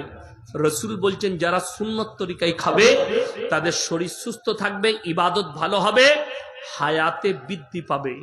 আপনার সুন্নত তরিকায় খান, যতটুকু প্রয়োজন ততটুকু খান, তার বেশি নয়। প্লেটটা চেটে খান, আঙ্গুলটা চুষেলেন, এটা কেন জানেন? প্লেটটা চাটার কথা বলা হয়েছে। আমাদের দেশে বিয়ে বাড়ি থেকে খেয়ে উঠে যাচ্ছে, দেখে মনে হয় কোনো কুত্তা খেয়ে উঠে গেল। রাগ করবে না, বাস্তব বলছি। চারিদিকে ভাত পড়ে আর নোংরা, এক একটা দানার হিসাব আমার আল্লাহ নিবেন। এক তো পানি, ওই জন্য মসজিদের উজুখানায় কি লেখা থাকে? পানি কম খরচ করুন, লেখা থাকে না? থাকে না? পানি কম খরচ করুন। কেন লেখা থাকে জানেন? এক বিন্দু পানি যদি আপনি বিনা ফুজুল খরচ করেন, তার হিসেবে আমার আল্লাহ নিবেন। প্রত্যেকটা, আপনি রাস্তায় যাচ্ছেন, লোকের গাছ আছে, অনেকজন গাছের ডালটা ছিঁড়ে পালিয়ে গেল, রাস্তায় চলতে চলতে লোকের গাছ ছিঁড়ছে, ছিঁড়ে না? ওটা তার অভ্যাস। বিনা কারণে ওই গাছের ডালটা ছিঁড়ার কারণে আল্লাহর কাছে হিসেব লাগবে আপনার। একটা দানা যদি আপনি নষ্ট করেন, আঙ্গুলটা চুষে নিলে আঙ্গুলে যে ভাতগুলো রেখে থাকবে সব খেয়ে নিলেন। প্লেটটা চেটে নিলে প্লেটের মধ্যে একটাও ভাত পড়ে থাকবে না। কেন? একটা দানার হিসেবও আমার আল্লাহ নিবেন। আপনি মনে করেন না আল্লাহ আপনাকে টাকা দিয়েছে, সম্পদ দিয়েছে, মাল দিয়েছে, আল্লাহ আপনার কাছে হিসেব দিবেন না? অবশ্যই আমার আল্লাহ আপনার কাছে হিসেব নিবেন। অত সহজ নয়। এক একটা দানার হিসেব নিবেন, এক একটা মালের আমার আল্লাহ হিসেব নিবেন, ছাড়বেন না। আল্লাহ আপনাকে মাল দিয়েছে, নিয়ামত দিয়েছে, আপনাকে ভোগ করতে দিয়েছে, অপব্যবহার করতে দেয়নি। ওই জন্য কোরআনে আছে, ইন্নাল মুবাদদিরিনা কানু ইখওয়ানাশ শায়াতিন ওয়া কানাশ শাইতানু লিরাব্বিহি কাফুরা। যারা অপব্যয় করে তারা হচ্ছে শয়তানের ভাই। আপনি অপব্যয়কারী হন না। আল্লাহ টাকা দিয়েছে, মাল দিয়েছে, দৌলত দিয়েছে, সম্পদ দিয়েছে, আল্লাহর রাস্তায় খরচ করুন, দিনের পথে খরচ করুন। ওই টাকার দ্বারা আপনি লটারি, জুয়া, গান বাজনা, মদ, গাঁজা ইত্যাদি ইত্যাদি আপনি হারাম কাজে খরচ করছেন। এক একটা টাকার হিসেব আমার আল্লাহ নেবেন, কিয়ামতের দিনে ছাড়বেন না। অর্থাৎ যদি ভালো কাজ করেন তার বদলা দেওয়া হবে, খারাপ কাজ করলে তারও বদলা আপনাকে দিতে হবে। আমার বন্ধুগণ, ওই জন্য বলে দিই, আল্লাহ প্রত্যেকটা জিনিসের হিসেব নেবেন, কোন জিনিসটা আমার আল্লাহ ছাড় দিবেন না। ওই জন্য অনুরোধ করে বলে যাচ্ছি, আপনি অপব্যয় করবেন না। আল্লাহ যে নিয়ামত দিয়েছে আপনি ভোগ করছেন, আল্লাহ শুকর আদায় করুন, আল্লাহর ইবাদতে মশগুল হন। দুনিয়া কতক্ষণের কেউ গ্যারান্টি দিতেই পারবো না যে আমি এতক্ষণ বেঁচে থাকতে পারি, আমি এতক্ষণ থাকবো। আমাদের জীবনে তিনটে অংশ করেছেন আল্লাহ। একটা রূহ, সেটা তো আল্লাহ, আর একটা হচ্ছে আমল, সৎকর্ম, ওটা হচ্ছে আমাদের নিজেদের, আর আমাদের শরীরটা হচ্ছে পোকামাকড়ের। আমরা মারা যাওয়ার পরে কবরে শোয়ানো হলে আমাদের শরীরের মাংসগুলো কে খায়? পোকামাকড়ে খায়, কীট পতঙ্গে খায়। আমার বন্ধুগণ, আমার ভাই, অর্থাৎ আপনার জীবনে আপনার শরীরের কিচ্ছু আপনার নয়, শুধুমাত্র নেক আমলটা, সৎ কর্মটা আপনার, ভালো কাজটা আপনার, যেটা আপনার নিজস্ব নয়। শরীর, রূহ, এগুলো একটাও আপনার নয়। রূহ আল্লাহর, শরীরটা আল্লাহ কিরামাকড়ার জন্য করেছে। আপনি মারা যাবেন, কবরে শোয়াবে। অর্থাৎ আপনার জীবনের আপনি মূল্য দেন। আল্লাহ আপনার জীবনের মূল্য দিয়েছে, আল্লাহ আপনাকে নিয়ামত স্বরূপ পাঠিয়েছেন। আপনি নিজে থেকে আসেননি, আল্লাহ পাঠিয়েছেন নিয়ামত স্বরূপ। এই নিয়ামত পাঠানোর পরে নিয়ামতটা আপনি উপভোগ করছেন। শরীরটা ভালো মন্দ খান, যাই খাবেন খান, যাই করবেন করুন, কিন্তু আল্লাহর কাছে আপনাকে পাই টু পাই হিসেব লাগবে। ওই জন্য প্রত্যেকটা ভাই নিয়ত করেলেন, আমরা পরকালের চিন্তা নেব। সবাই জোরে বলুন ইনশাআল্লাহ। মরণের পরে কি হবে? কিয়ামতের ময়দানটা যেন আসান হয়ে যায়, আমার কিয়ামতের দিনটা যেন আসান হয়, আমার কবরটা যেন আসান হয়। এই নিয়ত করে আপনি ভালো কাজে লিপ্ত হন, খারাপ কাজে লিপ্ত হবেন না। আমি অনুরোধ করব, ইবাদত, আল্লাহর ইবাদত করবেন, রাজা বন্দগি আপনি দিল থেকে করুন। আপনি নামাজ পড়বেন, দিল থেকে নামাজ পড়ুন। আল্লাহর কাছে দণ্ডায়মন হলে আপনি মনে মনে ভাববেন, পৃথিবীর সব কিছুর মালিক, তার সামনে আমি দণ্ডায়মন হয়েছি। আপনার চোখ দিয়ে পানি পড়বে নামাজে। নামাজের পরে আল্লাহকে বলবেন, আল্লাহ নামাজ পড়লাম, তুমি আমার নামাজকে কবুল করে নাও। আল্লাহ, ইবাদত করলাম, তুমি আমার ইবাদতকে কবুল করে নাও। এটা তো আপনার নৈতিক দায়িত্ব। নিজের রবের কাছে, নিজের সৃষ্টিকর্তার কাছে মাথা নত করা, নিজের সৃষ্টিকর্তার কাছে কান্নাকাটি করা, নিজের সৃষ্টিকর্তার কাছে আপনার অনুতপ্ত হওয়া। আমার ভাই, বর্তমানে আরএসএস বা হিন্দুবাদীরা যে উড়িষ্যা, মুম্বাইয়ের, এমনকি বেঙ্গলের মধ্যেও যে মানুষকে টার্গেট করে নিঃসঙ্গভাবে হত্যা করছে, তো ইসলামী দায়ী হিসাবে আলেমদের করণীয় কি? না, আমাদের আলেমদের করণীয় কি বলুন? আপনি শিখিয়ে দেন কি করব। দেখুন, একটা কথা বলি, ইসলাম এত সুন্দর। আমি প্রথমেই বলেছি, থানার বড়বাবু বসেছিলেন, ওই জন্য আরো করে বললাম যে কোরআনে আছে, কোনো মানুষ যদি কোনো মানুষকে অন্যায়ভাবে হত্যা করে, সে গোটা মানব জাতিকে হত্যা করল। তারপরে আমি দেখতে পাচ্ছি, আজকেই দেখছিলাম একজন বাবা, তিনি বলছেন 100 मुसलमान के बीच एक हिंदू सुरक्षित नहीं है, लेकिन 100 हिंदू के बीच में एक मुसलमान सुरक्षित है। তাহলে এই যারা মারছে মুসলিম দিকে, এরা কারা? সেই বাবাকে আমি জিজ্ঞেস করছি, তাহলে সে এই লোকগুলো কারা? बाबा आप जरा बताएंगे, जो लोग मुसलमान को जय श्री राम की नारा लगाकर पीट रहे हैं, मार रहे हैं। আমি তো মনে মনে ভাবি, श्री राम जी लज्जा पाए, मेरे नाम लेके लोगों को हत्या कर रहे हैं ये लोग।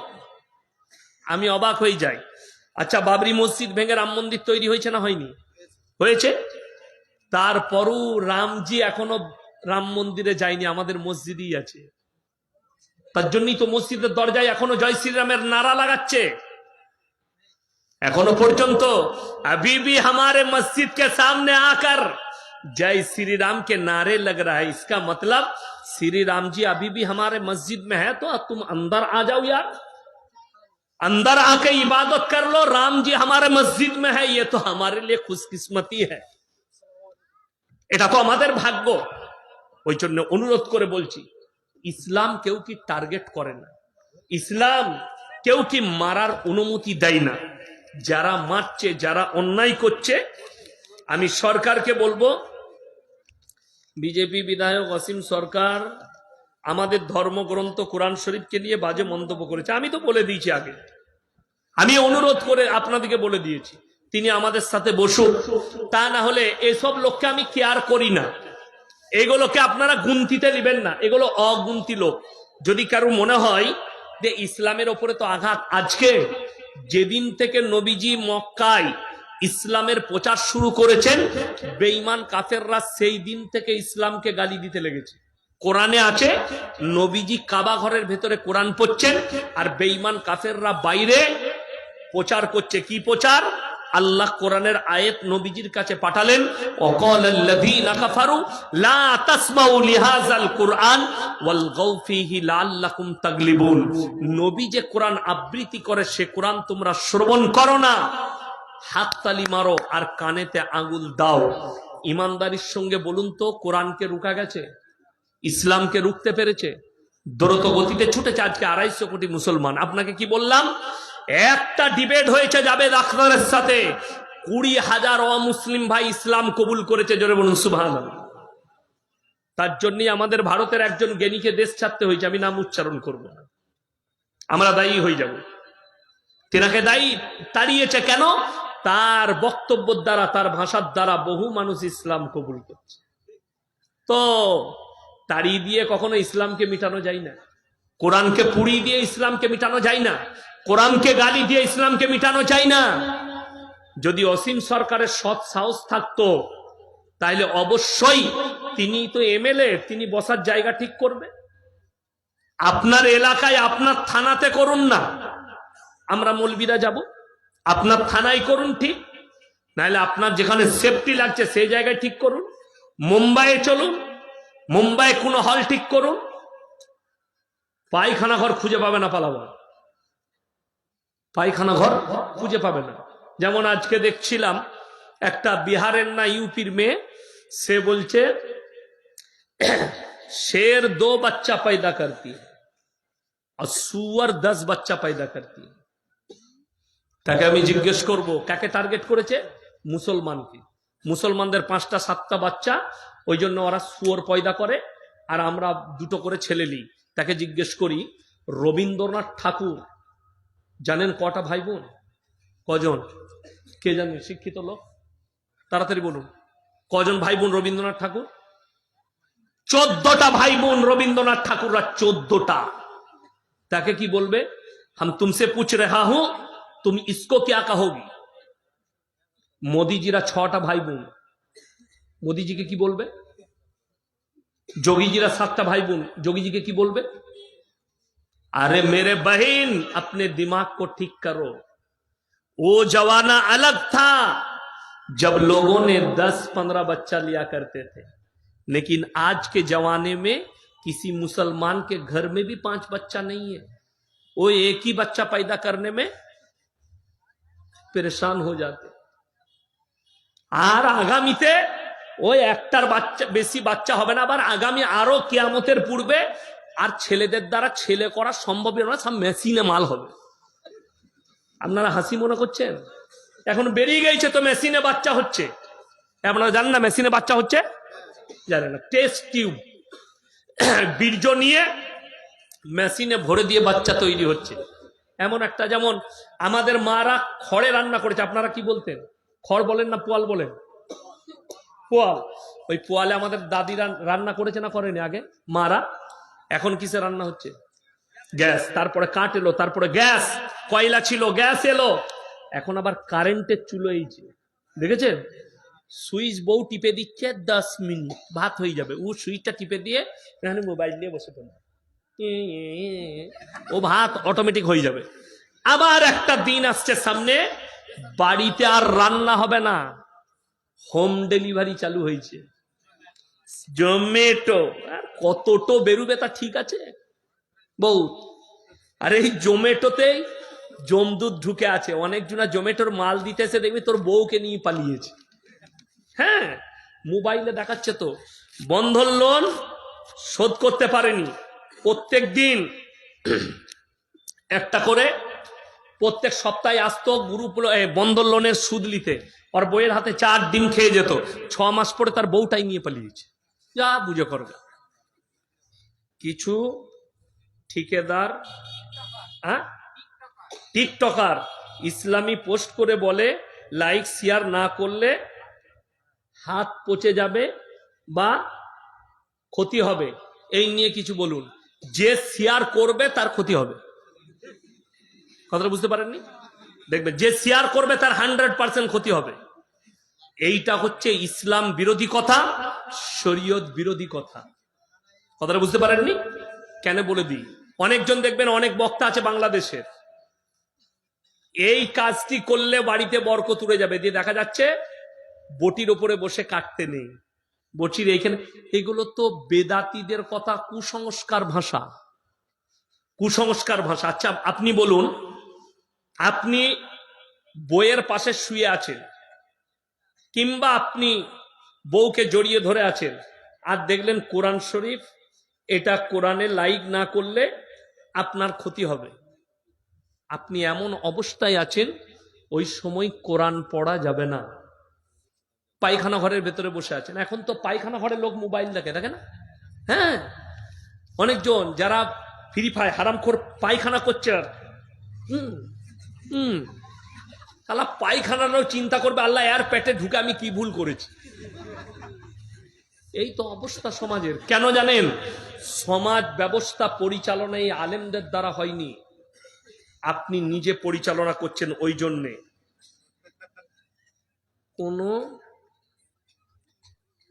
কোনো মেয়ে যদি কোর্ট থেকে তালাক দেয়, তাহলে সেটা কি কার্যকারী হবে? ইসলাম এটা ঠিক বা বেঠিক? আপনি অ্যাকসেপ্ট করলেই তালাক হয়ে যাবে।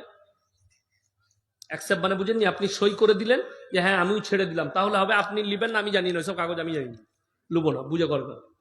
তালাকের একটা সিস্টেম আছে আমাদের দেশে, দে তালাক লে তালাক, কি বুঝলেন? আচ্ছা শুনেছেন আমাদের মতো মৌলবীরা কেউ বউকে তালাক দিয়েছি? এই আমাদের ঝগড়া হয় না, হয় না, কথা বলে না? আমাদের বউদের সাথে কথা কাটাকাটি হয় না, খালি তোমাদেরই হয়। এর হতে না হতে কি কইলে, তোকে 3 তালাক মারলাম, যা পূজা করবে, হুজুর খুঁজে বেড়া। কি বুঝলেন? ইয়াসিনকে একবার ফোন, মুমতাজুরকে একবার ফোন, হুজুরকে একবার, ইব্রাহিম সাহেবকে একবার ফোন। কি হয়েছে? রাগের মাথায় কহে দিয়েছি, ইন্দুর মারা 20 খাগা হারাম খো, রাগের মাথায় কয়ে দিয়েছি। আমরা বলেছি যে তালাক দিবি, খেপা ফোনটা কেটে দে, সুইচ অফ করে দে, 3 দিন কথা বলিস না, তারপরে ফোনটা খুলবি, দেখবি সব ঠিক হয়ে যাবে। আমাদের ছেলেরা এই যে ছাড়ের কথা বললেন, ছাড় হয়ে যায়, সব হয়ে যায়। 3 মাস পরে যখন তারা অনুভব করে আমরা অন্যায় করেছি, তাকে ছাড়া থাকতে পারবো না, তখন কি হয়? কেঁদে বেড়ায় আর মলবি খুঁজে বেড়ায়, কি করব, কোথা থেকে কি হবে। আমার বন্ধুগণ, আমার ভাই, দেখেন আমার বাড়ির পাশের লোক, কি বুঝলেন, থাকে হাওড়া জেলায়, কিন্তু আমার বাড়ির পাশের লোক আমার কাছের মানুষ। কই এই পাশে চেয়ার দে, ভালো বস। দেখুন চলে এসছে, রবীন্দ্রনাথ ঠাকুর একটা কথা বলেছে, গাইতে শিখেছ থামতে শিখেছ, তো গাইতে জানলে থামতে জানতে হবে। আমার নেচার হচ্ছে বক্তা চলে এলে আর 1 মিনিট বলা যাবে না। আমি এখনো 3 ঘন্টা বলতে পারবো, কিন্তু লাস্টে চোখ খুলে দেখবো কেউ নাই, একজন, তুমি কেন আছো বাপ? বললে হুজুর আমিও থাকতাম না, চেয়ারটা খালি আমার বলে আমি বসে আছি। তো ওই ঝামেলায় আমি নাই। যাই হোক, ভাইজান চলে এসছেন, কথা রাখবেন। আপনারা আমার জন্য দোয়া রাখুন, আমার আব্বাজির জন্যে। হায়াত বাকি, মুলাকাত বাকি। খাস করে আমি দোয়া দেবো এই জালসা কমিটিকে আল্লাহ ভালো রাখুক। এই সমস্ত ভাই যারা জালসা দিয়েছে, আল্লাহ তাদের জানে মালে ইজ্জতে, কারোবারে, ব্যবসা বাণিজ্য, রুজি রোজগারে আল্লাহ বরকত দেখ। এই ভাইদের হায়াতে বরকত দেখ। আজকের জালসার সভাপতি সাহেবকে আল্লাহ কবুল করুক। আজকের জালসার সভাপতি সাহেবের হায়াতে আল্লাহ বরকত দেখ। হায়াত বাকি, মুলাকাত বাকি। আসসালামু আলাইকুম ওয়া রাহমাতুল্লাহি ওয়া বারাকাতুহু। এ মাইকম্যান, তোমার মাইক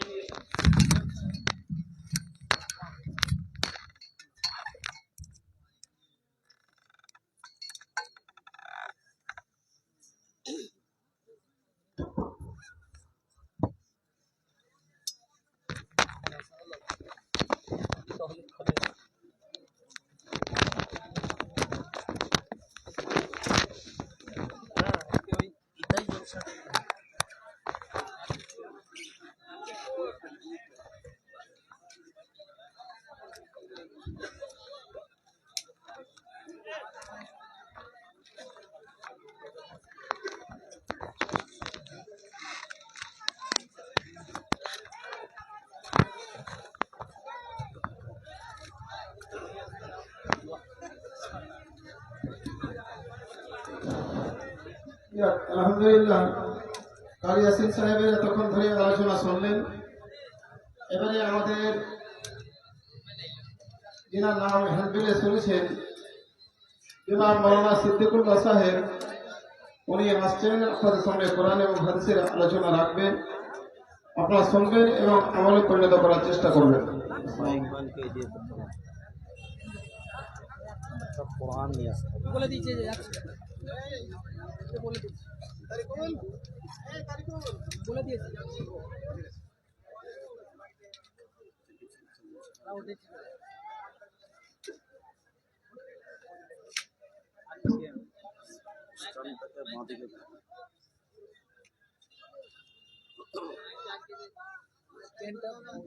স্ট্যান্ডটাও দিবে।